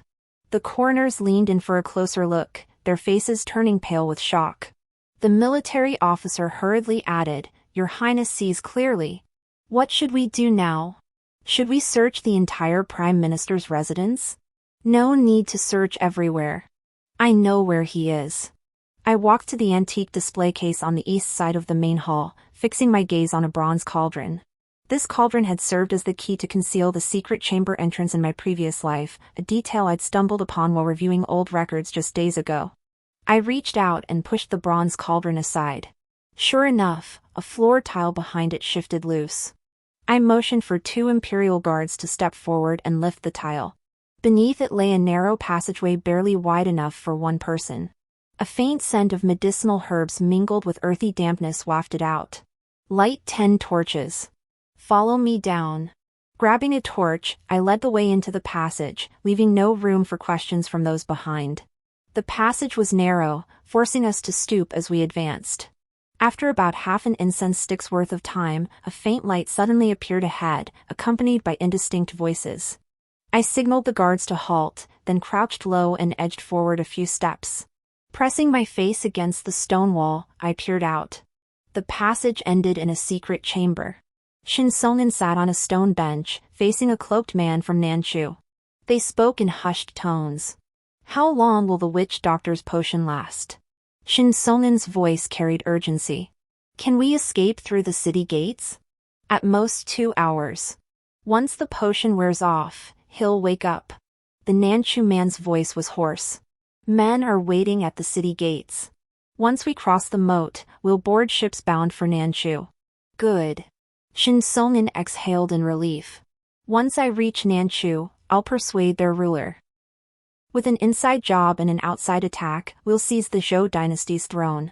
You'll be richly rewarded." My heart sank. So he really had colluded with Nanchu. I raised my hand, signaling the Imperial guards to prepare. Snapping to my feet, I thrust my torch forward, my voice echoing through the secret chamber. "Shin Seongin, thinking of running?" "Too late." Shin Seongin and the Nanchu man spun around in terror. Shin Seongin's face drained of color as he pointed at me. "Xiao Qingyan. How did you find this place? Did you think your little tricks could fool me?" I sneered coldly.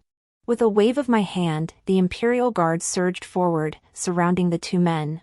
The Nanchu man tried to draw his sword in resistance, but I kicked him hard, sending him crashing to the ground.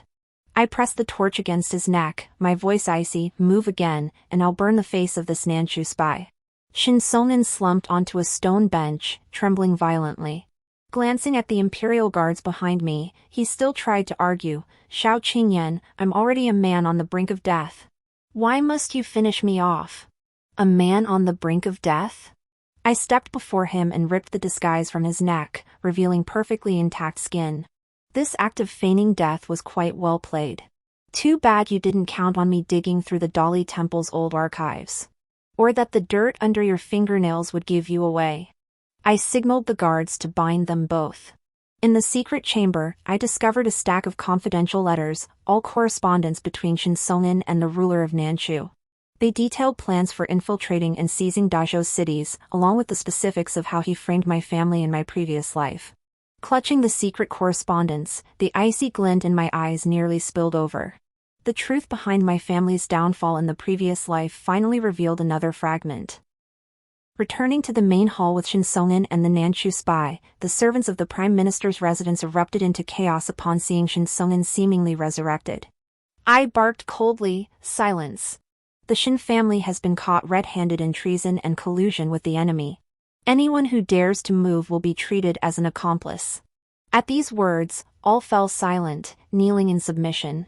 I had Shin Songin and the Southern Chu spy escorted outside, then ordered the secret letter from the hidden chamber delivered to Xiao Jingyuan in the palace. Only then did I breathe a sigh of relief. Barely a moment later, Qinghe rushed in, clutching a brocade box. "Princess, this was found in Shin Songin's bedroom. It appears to be instructions for spies within the estate." I opened the box to find a stack of slips of paper bearing names. The top one bore the name of my personal maid, Wan Qing.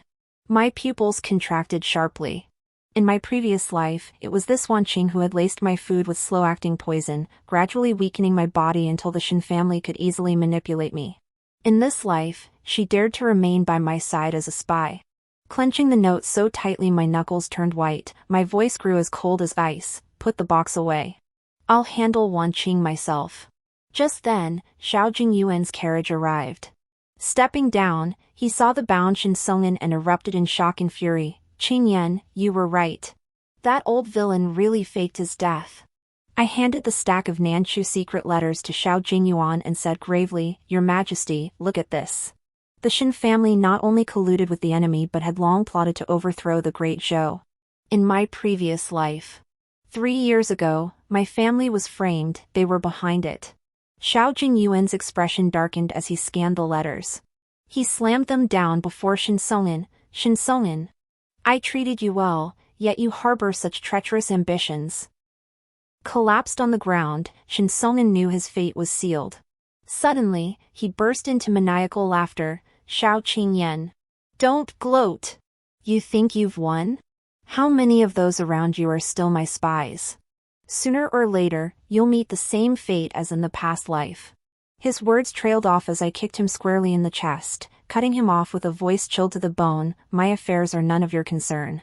You'd do better to think about how you'll spend the rest of your days in the Imperial dungeon." Xiao Jingyuan immediately ordered Shin Songin dragged away, then had the Nanchu spy bound and sent to the heavenly prison for rigorous interrogation. After handling these matters, he turned to me, his expression complex. "Qing Yan, if you knew about the spies all along, why didn't you say anything sooner?" I lifted my gaze to meet Xiao Jingyuan's, my tone calm yet carrying an unyielding resolve. There was no point in speaking up earlier. These spies had been entrenched within the estate for years, their network deeply intertwined. Stirring the nest would only cause the remaining ones to vanish without a trace.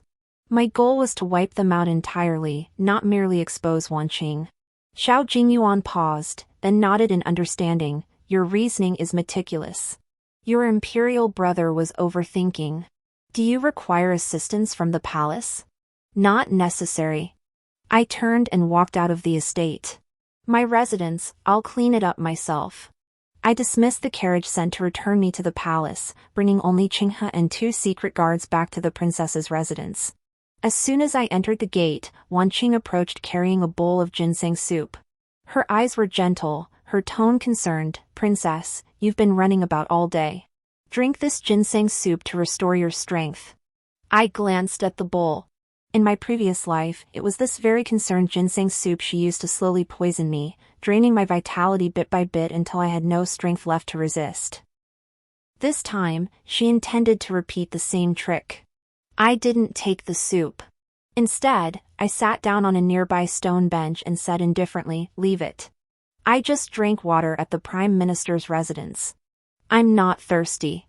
Wan Qing's fingertips stiffened slightly before she resumed her docile demeanor, setting the ginseng broth on the stone table and standing with head bowed beside it. Out of the corner of my eye, I caught the small movement hidden within her sleeve. I knew she was biding her time, waiting to confirm whether I had uncovered her secrets. I deliberately pulled out Shin Songin's secret letter from my sleeve and placed it on the stone table, leaving only a corner exposed. My voice was neither loud nor soft, just loud enough for Wan Qing to hear. Shin Songin certainly hid it well. If I hadn't discovered that secret chamber, I truly would have been fooled by his fake death. But it's all right. With the secret letter in hand, Nanchu's plans are largely ruined. Wanqing's ears twitched visibly, a flicker of urgency crossing her eyes. Yet she kept her head bowed, pretending not to hear. I curved my lips slightly and addressed Qinghe. Qinghe, fetch the wooden box containing the duplicate of the secret letter. I must personally lock it in the hidden compartment. This item is too crucial, not a single slip can be tolerated. Qinghe departed at once, while Wanqing's breathing visibly faltered. I knew she was hooked. When Qinghe returned with the wooden box, I placed the corner of the secret letter inside before him, carefully locking it with feigned caution. I specifically instructed Qinghe, I'll store this box in the study. Keep a close watch, don't let any unauthorized persons approach. Qinghe nodded in agreement. I then rose and returned to my bedroom, leaving only a hidden guard outside the study, a ruse meant to give Wanqing an opportunity. Sure enough, by midnight, as I lay on my bed, I heard the faintest footsteps outside the window. My eyes snapped open, icy coldness gathering in their depths. I rolled off the bed and pressed myself silently against the window paper. I watched as Wanqing crept furtively to the study door. She first tentatively nudged the guard stationed there. Seeing him fast asleep, she pried open the window and slipped inside. I signaled another guard to follow her, while I strolled leisurely to the study door, waiting for her to walk straight into my trap. Moments later, the sound of a wooden box hitting the floor echoed from within, followed by Wanqing's startled cry. I pushed open the door. Candlelight illuminated Wanqing slumped on the floor, clutching a blank sheet of paper. The wooden box she believed held the duplicate secret letter contained only a stack of scrap paper. Princess. Wanqing's face drained of color as she hastily hid the paper behind her back. This servant saw the study light was still on and came to check. Check? I stepped before her, bent to pick up the blank paper, then drew the silk box note bearing her name from my sleeve. I flicked it against her cheek. Look at this. Or were you peeking at the message you sent to Shin Songin? Wanqing's face drained of color. She threw herself to her knees, banging her forehead against the floor. Princess, spare my life. The Shin family forced me. If I refused, they threatened to kill my parents. Forced you? I sneered coldly, stomping on the letter she hid behind her back, a secret missive she'd just written for the Shin family. In my past life. 3 years ago, when you laced my food with slow-acting poison, you didn't claim coercion then. You took the silver the Shin family gave you, bought your parents a grand estate in the countryside, and lived in luxury. Now you come here playing the victim? Wanqing's pupils suddenly contracted. She jerked her head up to look at me, her eyes filled with terror. You. How do you know? How I know is irrelevant. I crouched down, my voice icy cold. What matters is that you and your accomplices won't be leaving here today. No sooner had I spoken than the secret guards dragged 3 servants in from outside. They were the kitchen cook, the courtyard maid, and my study attendant, all names matching those on the silk box's note. The cook, seeing Wanqing exposed, immediately cursed, "It's all your fault. You can't even handle this simple task." Wanqing's face turned ashen, yet she still tried to protest. Xiao Qingyan. Don't get too cocky. The Shin family won't let you off. The Shin family can barely save themselves. How could they possibly have time to concern themselves with you? I rose and ordered the secret guards, gag them. Lock them up in the woodshed first. After I'm done here, hand them over to the Ministry of Justice for interrogation. I need to know how much information they've been passing to the Shin family all these years. The guards responded and escorted them away. Just before Wanqing was dragged off, she suddenly screamed, "You think you've won? There are still people in the mansion. There are still Shin family spies." I ignored her rant and turned to Qinghe, "Gather all the servants in the mansion to the front courtyard. I will question them personally." Qinghe hesitated. "Princess, with so many people. Might it not?" "It won't." My tone was firm. Those with guilty consciences cannot hide their panic in their eyes. I would make everyone understand the fate awaiting traitors within my princess's residence. The servants gathered swiftly in the front courtyard, over 30 of them. Seated upon the steps, my gaze swept across each face as my voice grew icy. Today I uncovered 4 Shin family spies. They are now confined in the woodshed. I offer you one chance. If anyone else is a Shin family plant, step forward now and I may spare their life. But if I uncover them later, don't blame me for being ruthless. A stir rippled through the crowd. Several eyes flickered nervously, yet no one dared step forward. I let out a cold laugh and drew a jade pendant from my sleeve. This was seized from Shin Seongin's secret chamber, the token the Shin family used to identify their spies. I held the pendant high. Whoever possesses this token is a Shin family mole. I'll count to 3. If you don't step forward, I'll track you down by the markings on this token. 1. The crowd stirred even more violently. A young maid sweeping the floor began to tremble. 2. The maid collapsed to her knees with a thud, wailing, "Princess, spare my life." I was forced into it. I only delivered one message for the Shin family. I glanced at her, then scanned the crowd. Any more? Moments later, 2 more matrons knelt before me. Only then did the others breathe a sigh of relief, hastily pledging their loyalty. I ordered the secret guards to take these 3 to the woodshed as well, my voice deepening. From this day forward, all servants in the manor shall be re-registered. Anyone with ties to the Shin family is to be expelled immediately. Those who remain must conduct themselves properly. I guarantee your safety. If any dare collude with the enemy again, this will be your fate. Everyone knelt, chanting their agreement. The atmosphere in the mansion shifted completely, shedding the former oppressive tension that had lurked beneath the surface. By the time I finished handling these matters, dawn was breaking. I returned to my bedchamber. Just as I sat down to sip my tea, Chinghe rushed in, clutching a sealed letter. "Princess, the secret guards found this in Wanqing's quarters, correspondence between her and a Nanchu spy." I took the letter and flipped through several pages. It revealed that Wanqing not only relayed messages to the Shin family but also colluded with Nanchu spies, even plotting to strike on my birthday. My fist tightened around the letter as murderous intent surged in my eyes. Not one of these traitors could be spared. Just then, footsteps sounded outside. It was Lu Zhao's guard delivering a message. His Excellency wished to inquire about the situation at the mansion and whether assistance was needed. I instructed Chinghe to reply. "The princess says matters at the mansion have been thoroughly resolved. His Excellency should focus on securing the city gates." The guard had barely left when the eunuch sent by Xiao Jingyuan arrived. Stepping inside, he inquired immediately, "Your Highness, the Emperor heard you purged the spies from your residence. He specifically sent this humble servant to ask if you require new servants as a reward." I waved him off, stepping into the courtyard to watch the rising sun.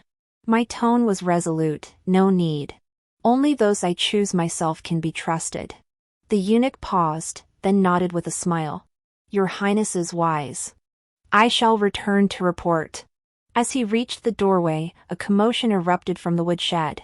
I signaled my secret guards to investigate.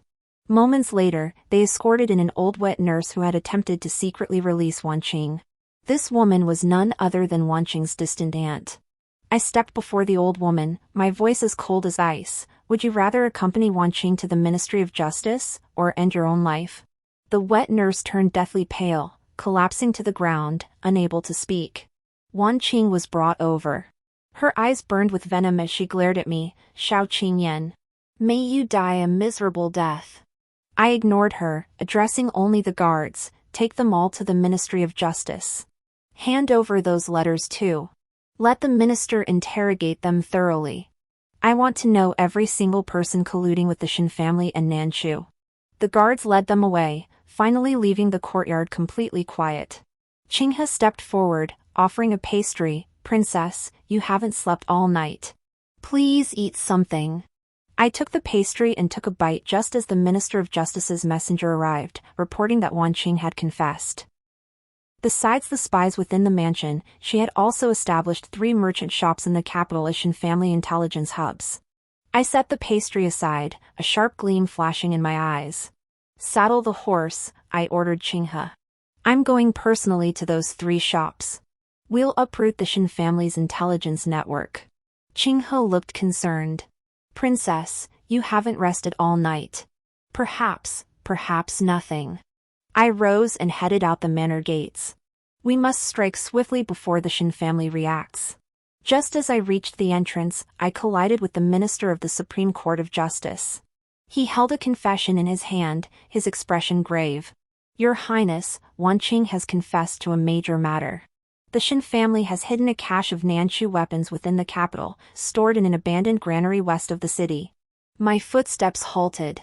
In my previous life, this very cache had been the Shin family's key to launching their palace coup. I never imagined it would be uncovered so early in this life. I took the confession, scanned it briefly, and spoke with unwavering certainty. "Take me to the granary. I will investigate personally." The Minister of Justice hurriedly protested, "Your Highness, your life is worth its weight in gold. Let your subordinates lead the way." "I said I'm going myself," I insisted.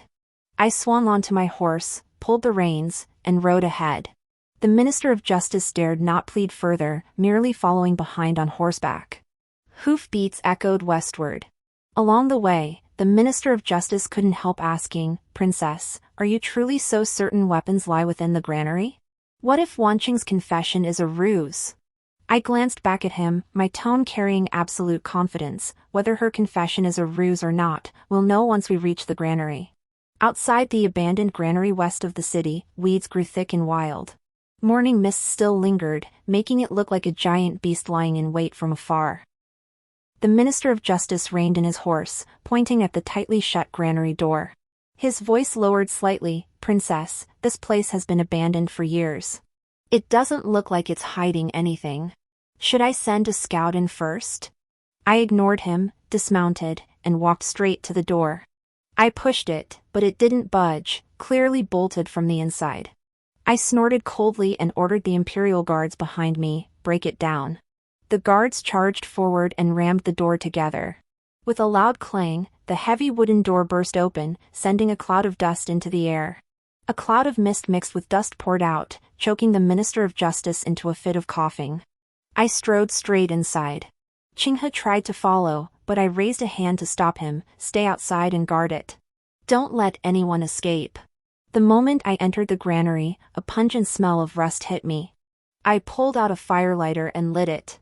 The flickering light revealed row upon row of wooden crates stacked deep within the granary. Opening one, I found it filled with exquisitely crafted Nanchu-style curved blades. Glancing at the adjacent crates, I saw arrows, crossbows, and even several small cannons laid out plainly, over 1,000 pieces in total. So this is where it was.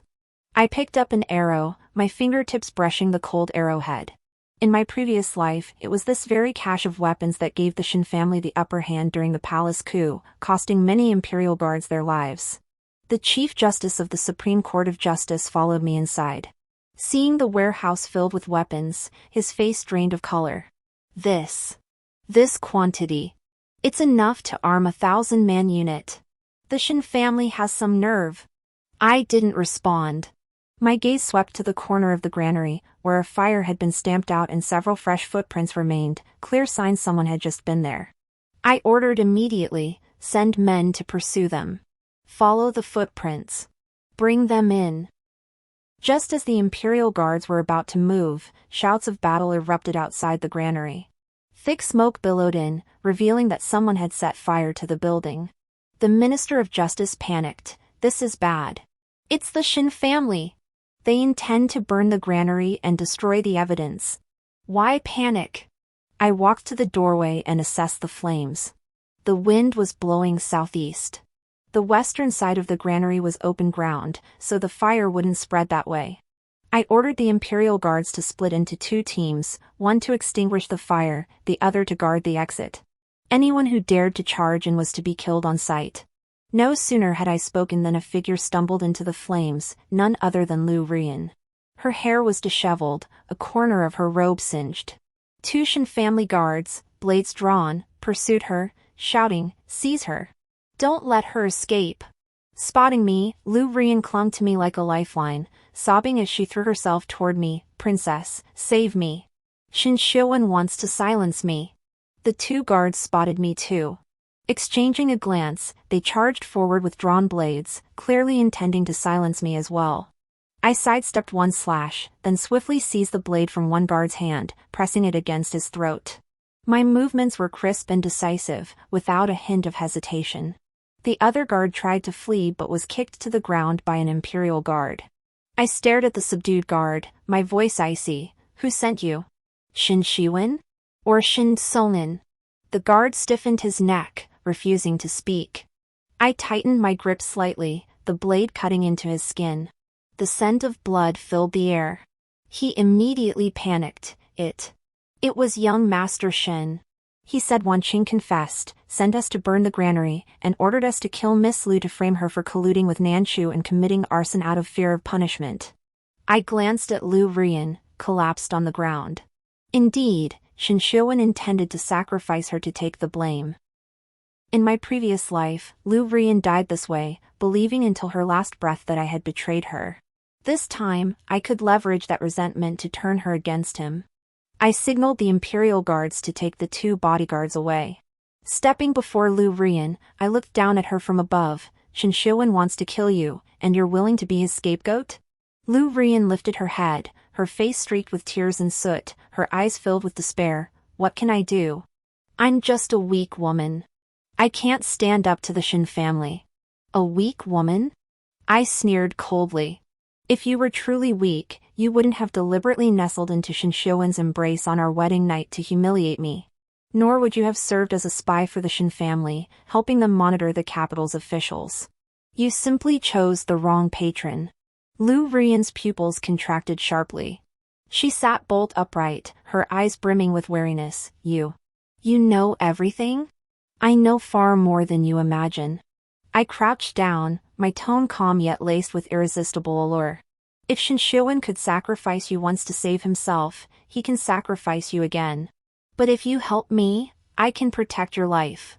I can even make him return everything he promised you, and force him to kowtow and beg your forgiveness. Care to take a gamble? Lu Rian's eyes flickered, clearly tempted. After a moment's silence, she clenched her teeth. Why should I trust you? You and Shin Shiwen are enemies.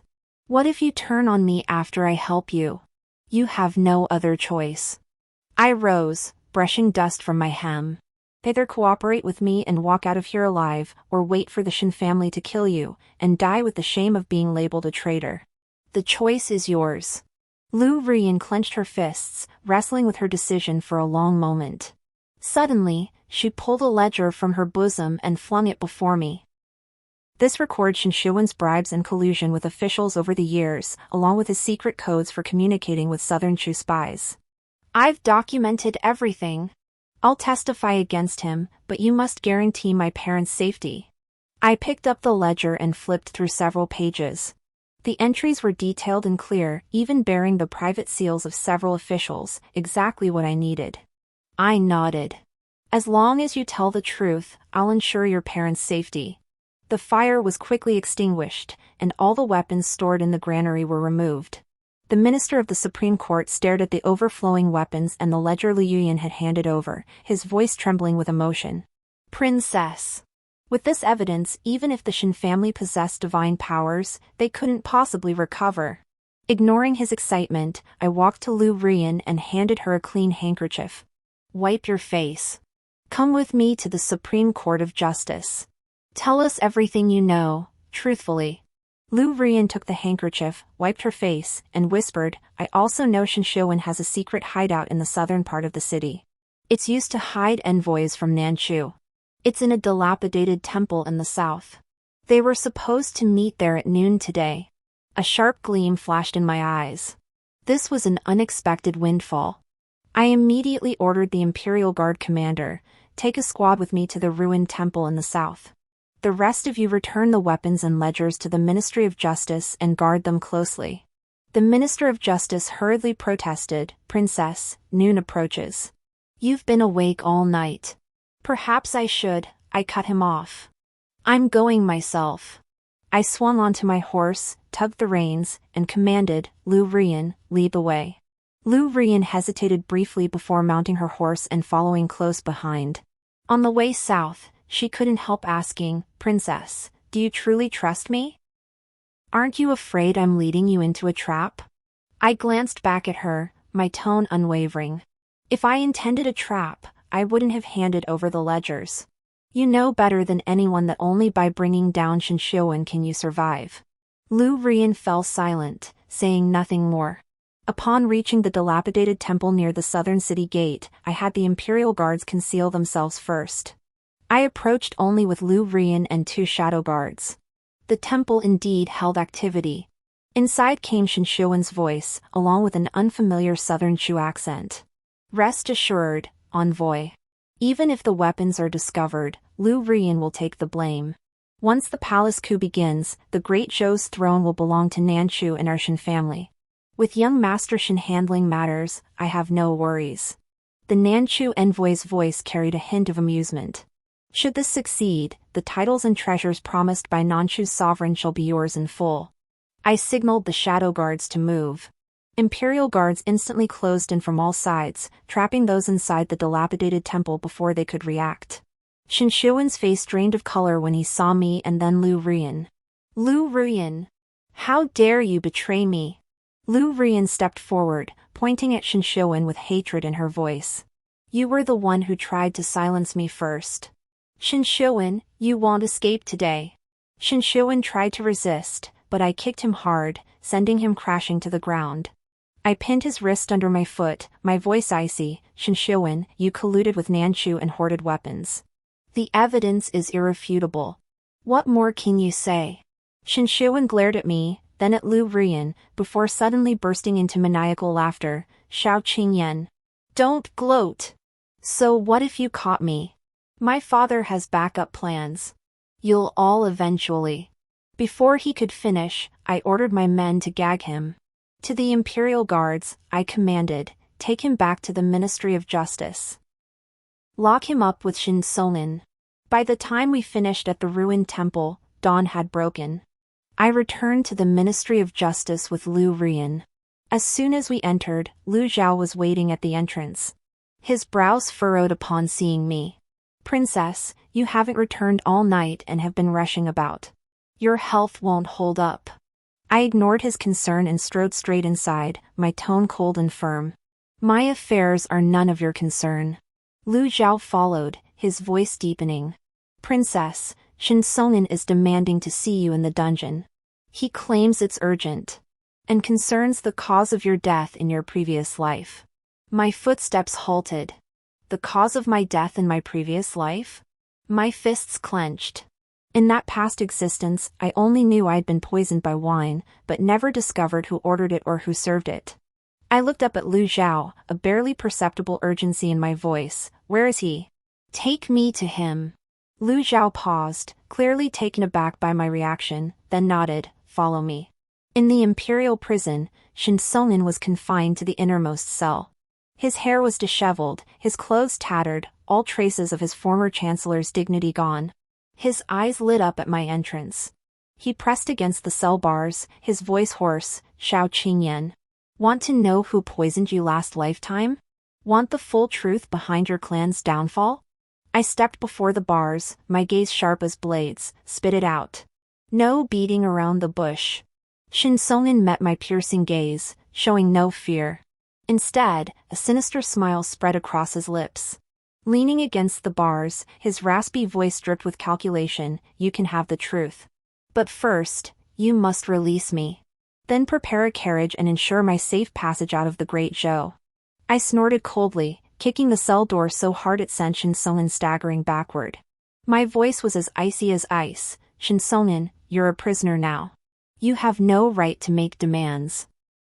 Either you talk willingly, or I'll have the Ministry of Justice's torture instruments attend to you. The choice is yours. Shinshoan's expression shifted, clearly unprepared for my unyielding stance. He gritted his teeth. Xiao Qingyan, don't get too cocky. If I don't speak, you'll never know who destroyed your entire family. Is that so? I drew the ledger Lu Yuyan had handed over from my sleeve and waved it. Do you think you're the only one in the know? Lu Yuyan's ledger already records most of the details of your Shin family colluding with Nanchu and framing my clan. My questioning now is merely to confirm the final piece. If you refuse to speak, I have ample means to uncover the truth. Shinshoan's expression crumbled completely. He stared at the ledger, his eyes filled with bitter resignation. After a moment of struggle, he finally relented. Fine. I'll speak. In the previous life, the one who slipped you the poisoned wine was Consort Li, who served your imperial brother. She is a distant niece of my Shin family. Your family's downfall? I allied with Southern Chu, then bribed Consort Li to whisper lies in your brother's ear. He mistakenly believed your father and brothers were traitors, so he ordered your clan's confiscation. I clenched my fists, nails digging deep into my palms. In my past life, I knew my family was framed, but I never knew Consort Li was the scheming force behind it. No wonder my brother was so ruthless. Suppressing my murderous intent, I pressed on. Did you orchestrate the palace coup as well? Yes. Shin Songin nodded. I intended to depose your imperial brother after the coup succeeded, install the young crown prince as emperor, and rule from behind the curtain. Unfortunately, your rebirth ruined my entire scheme. You overlooked one detail. I spoke slowly, my voice as cold as ice. Did you truly believe Consort Li was helping you? She had long been secretly colluding with Nanchu. Even if you succeeded, you would have merely become Nanchu's puppet. Shin Songnin's pupils suddenly contracted.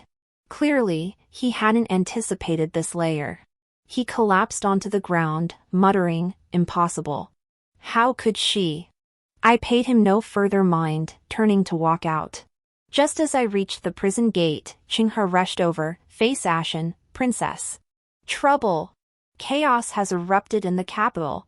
Remnants of the Shin clan have joined forces with some of the imperial guards, rising in rebellion simultaneously in the east and west of the city. They even threatened to storm the palace to rescue Shin Songin." My pace didn't slow. Instead, I quickened my stride toward the exit of the Ministry of Justice, my voice remaining composed. "What's the panic?" I anticipated they'd resort to desperate measures. "Qinghe, relay my orders, have the secret guards stationed outside the city walls immediately enter and secure all 4 gates of the palace. Have the Minister of Justice lead men to the east to contain the Shin family's remnants. As for the west, I'll handle it personally." Lu Zhao rushed out to intercept me. "Princess, the western sector is perilous. I'll lead your troops there. You should command from the palace." I said I'll handle this myself. I pushed his hand away and swung onto my horse. "Your sole duty is to secure the palace. Do not let anyone near His Majesty. This is a direct order." Lu Zhao tried to protest, but I was already spurring my horse forward, a squadron of imperial guards following close behind. The clamor of battle from the west grew louder. In the distance, flames leapt skyward as the Shin family's remnants clashed with the imperial guards in utter chaos. I reined in my horse and observed for a moment. The main force of Shin's remnants was concentrated near the city gate, clearly attempting to breach it and receive reinforcements from Nanchu. I immediately ordered the Imperial Guard commander, split into 2 groups. One flanked them from the side to cut off their retreat. The other charges with me head-on, take their leader first.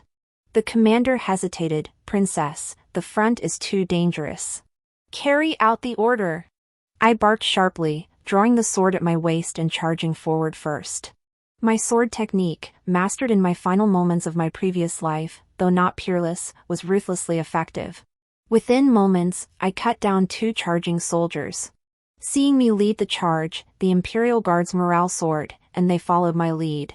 The leader of the Shin family's remnants was Shin Chong'in's nephew, Shin Shuyuan. Spotting me charging toward him, he swung his blade, Xiao Qingyan. "Today I will avenge the Shin family." I sidestepped his blow, parried his blade with a backhand strike, then drove my foot into his chest, sending him crashing to the ground. I pressed my sword against his throat. "Lay down your weapon, and I'll spare your life."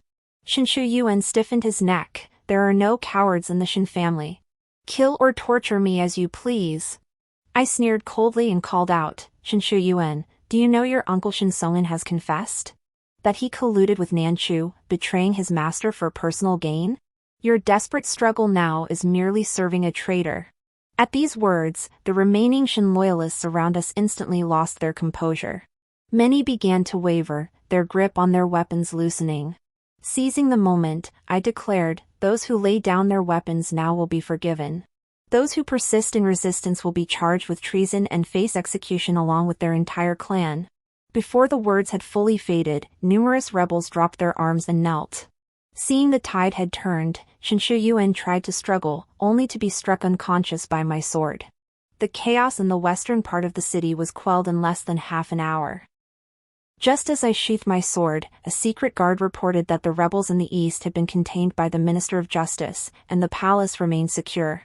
Lu Zhao had already apprehended Consort Li, who had attempted to infiltrate the palace.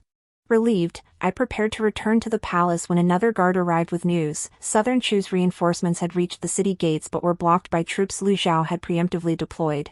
I leapt onto my horse and rode straight to the city gates.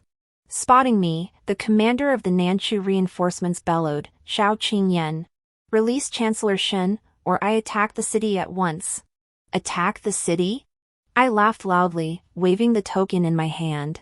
"Why don't you take a look? What is this?" That token was the credential granted by the Nanchu monarch to his envoys, which I had seized from the envoy's body in the ruined temple south of the city. The Nanchu commander's face darkened. I continued, "Your envoy is in my custody." He confessed personally that Nanchu sought to use the Shen family to swallow the Great Zhou. Attacking now is nothing but courting death. The commander hesitated, and the soldiers behind him began to stir. Seizing the moment, I declared, "I give you two choices: either withdraw your forces, and I'll pretend this never happened, or press on, and I will annihilate your entire army. I will then expose Nanchu's conspiracy to the world, making you the target of universal condemnation." After weighing his options for a long moment, the commander finally gritted his teeth and said, "Fine. I withdraw my troops. But you must guarantee you won't harm my Nanchu envoy. As long as he behaves himself, I naturally won't touch him." I replied indifferently, watching the Nanchu troops slowly retreat before finally letting out a sigh of relief. By the time I returned to the palace, night had fallen. My imperial brother was waiting at the gate. Seeing me, he hurried forward, scrutinizing me from head to toe. "Qingyan, are you unharmed? Wounded?" I shook my head and handed him Shin Songen's confession and the incriminating evidence against Consort Li. "Brother, it's all clear now. Consort Li was Shin's inside accomplice. She bears responsibility for the events of the past life." Xiao Jingyuan's face turned ashen after reading the confession. He slammed it to the ground. That venomous woman! I was blind.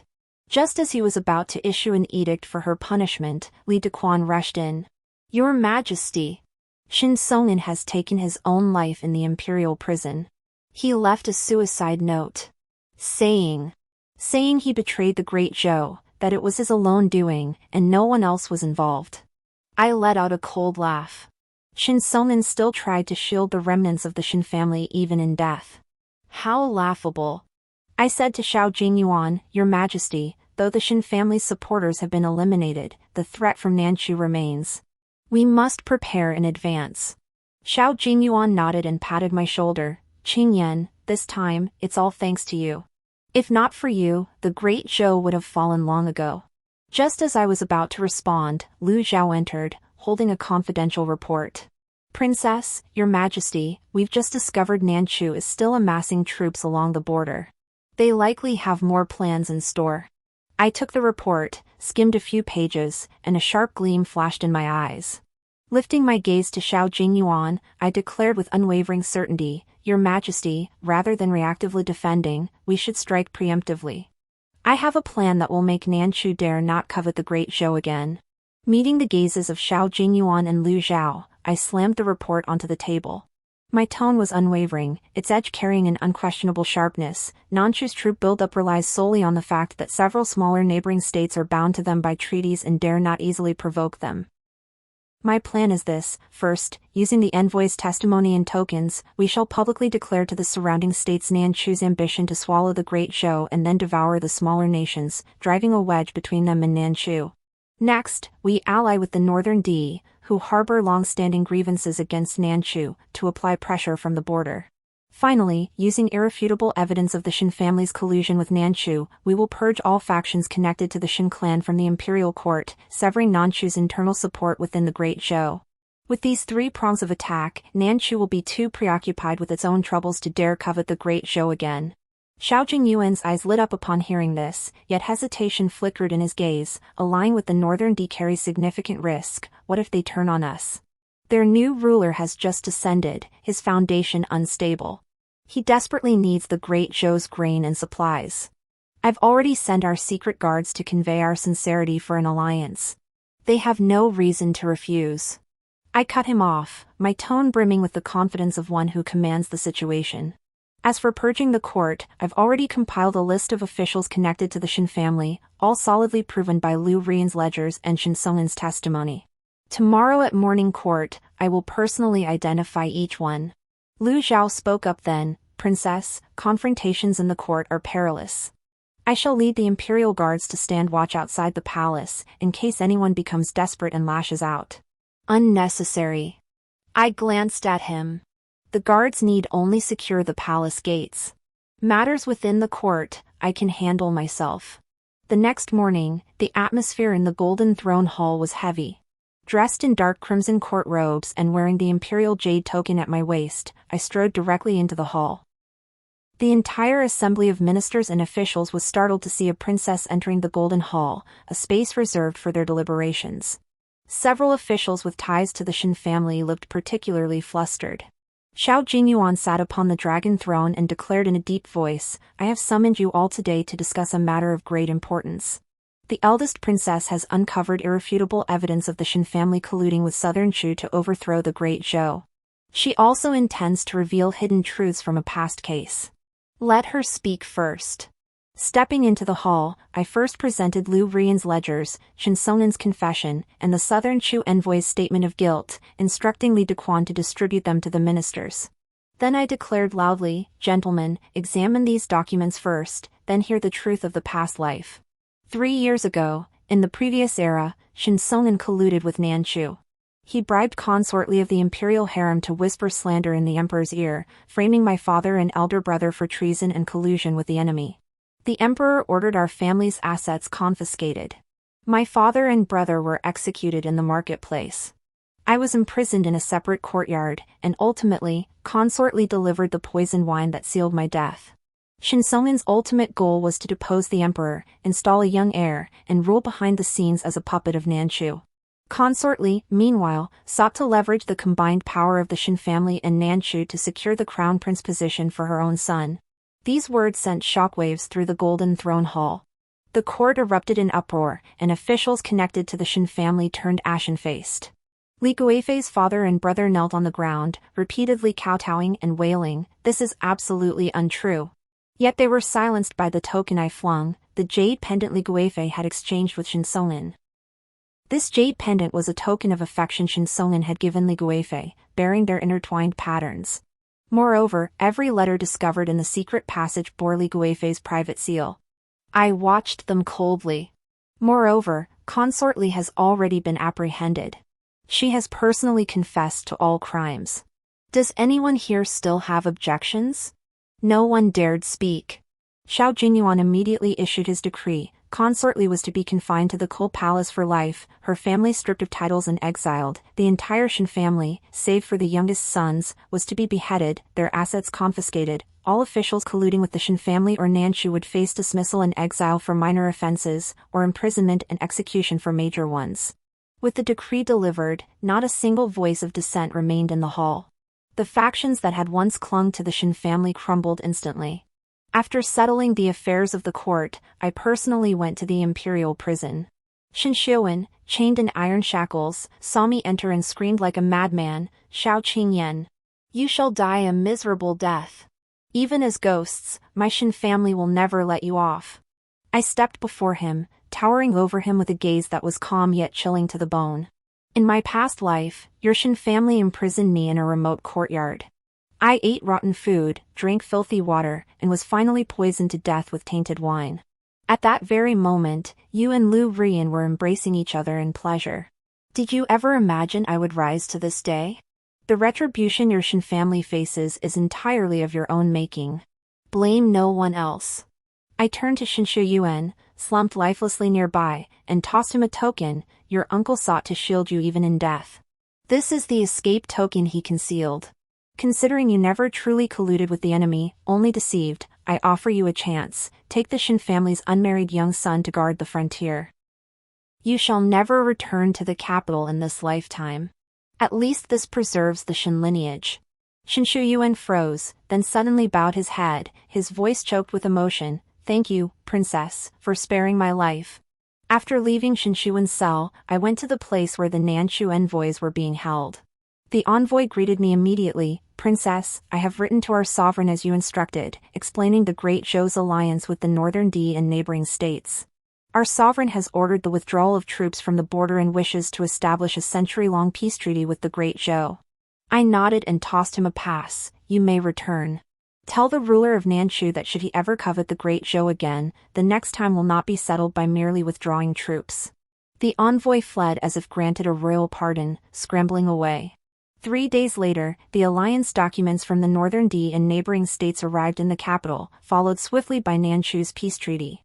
The border finally settled into tranquility. That afternoon, I stood in the courtyard of the princess's residence, gazing at the blooming crabapple trees filling the yard. In my previous life, this place had long been barren. In this life, it teemed with vitality. Qinghe brought a cup of hot tea, smiling as she said, Princess, His Majesty just sent word, he's to confer upon you the title of Protector Princess, granting you the right to participate in state affairs. He's also bestowed numerous treasures of gold, silver, and jewels. I took the teacup, my expression unruffled. To me, these were mere accessories on the path to vengeance. Just then, Lu Zhao entered, still clad in his black martial attire, holding a wooden box. Princess, he said, this is the final confidential document from Shinsong'an's secret chamber, evidence exonerating your father and brother in the treason case. I have already presented it to His Majesty. Tomorrow, he will issue an edict to clear your family's name and restore your father and brother's noble titles. I opened the box. Inside lay the correspondence between my father and brother and the border commanders, every word a testament to loyalty and patriotism. In my previous life, Shinsong'an had concealed this evidence. Now, in this lifetime, it finally saw the light of day. My fingertips traced the yellowed paper, my eyes stinging, yet not a single tear fell. The grievances and bitterness of my past life had long been washed away by the blood debt of my enemies during my quest for vengeance. Lu Zhao watched me and suddenly asked, Princess, now that vengeance is served and the border is secure, what are your plans? I set down the box, lifted my gaze toward the distant imperial palace, then scanned the long street beyond the courtyard. My tone was calm yet unwavering. Having received the imperial decree to participate in governance, I shall safeguard the Great Zhou's realm and protect my imperial brother's throne. I will never allow the tragedy of my past life to repeat itself. Just then, Xiao Jingyuan's imperial carriage halted before the mansion gates. He strode in, an edict in hand, his face radiant with joy. Qing Yan, I have personally delivered this edict of exoneration to you. The memorial tablets of your father and elder brother have been transferred to the imperial ancestral temple, where they shall receive eternal offerings. I accepted the edict and bowed deeply. Thank you, Your Majesty. Xiao Jingyuan helped me up. Gazing at the crabapple blossoms in the courtyard, he remarked with emotion, I once thought of you as a sister who needed protection. Now I realize you are the Great Zhou's anchor, steadying the realm. Henceforth, I shall rely heavily upon you in matters of state. I lifted my gaze to meet his, my eyes clear and resolute after weathering storms. Rest assured, imperial brother. As long as I stand, the heavens of Great Zhou shall not collapse. Xiao Jingyuan paused, then burst into laughter, patting my shoulder. Excellent. With those words from you, I am at ease. The setting sun cast its warm glow upon the branches of the crabapple tree in the courtyard. Clutching the imperial decree that had cleared my name, I felt a profound sense of peace wash over me. The blood feud of my past life has been settled. In this life, the stability of the realm is firmly in my grasp. The path ahead, I shall walk steadier and straighter, never again allowing anyone to wrong me or betray me. The end.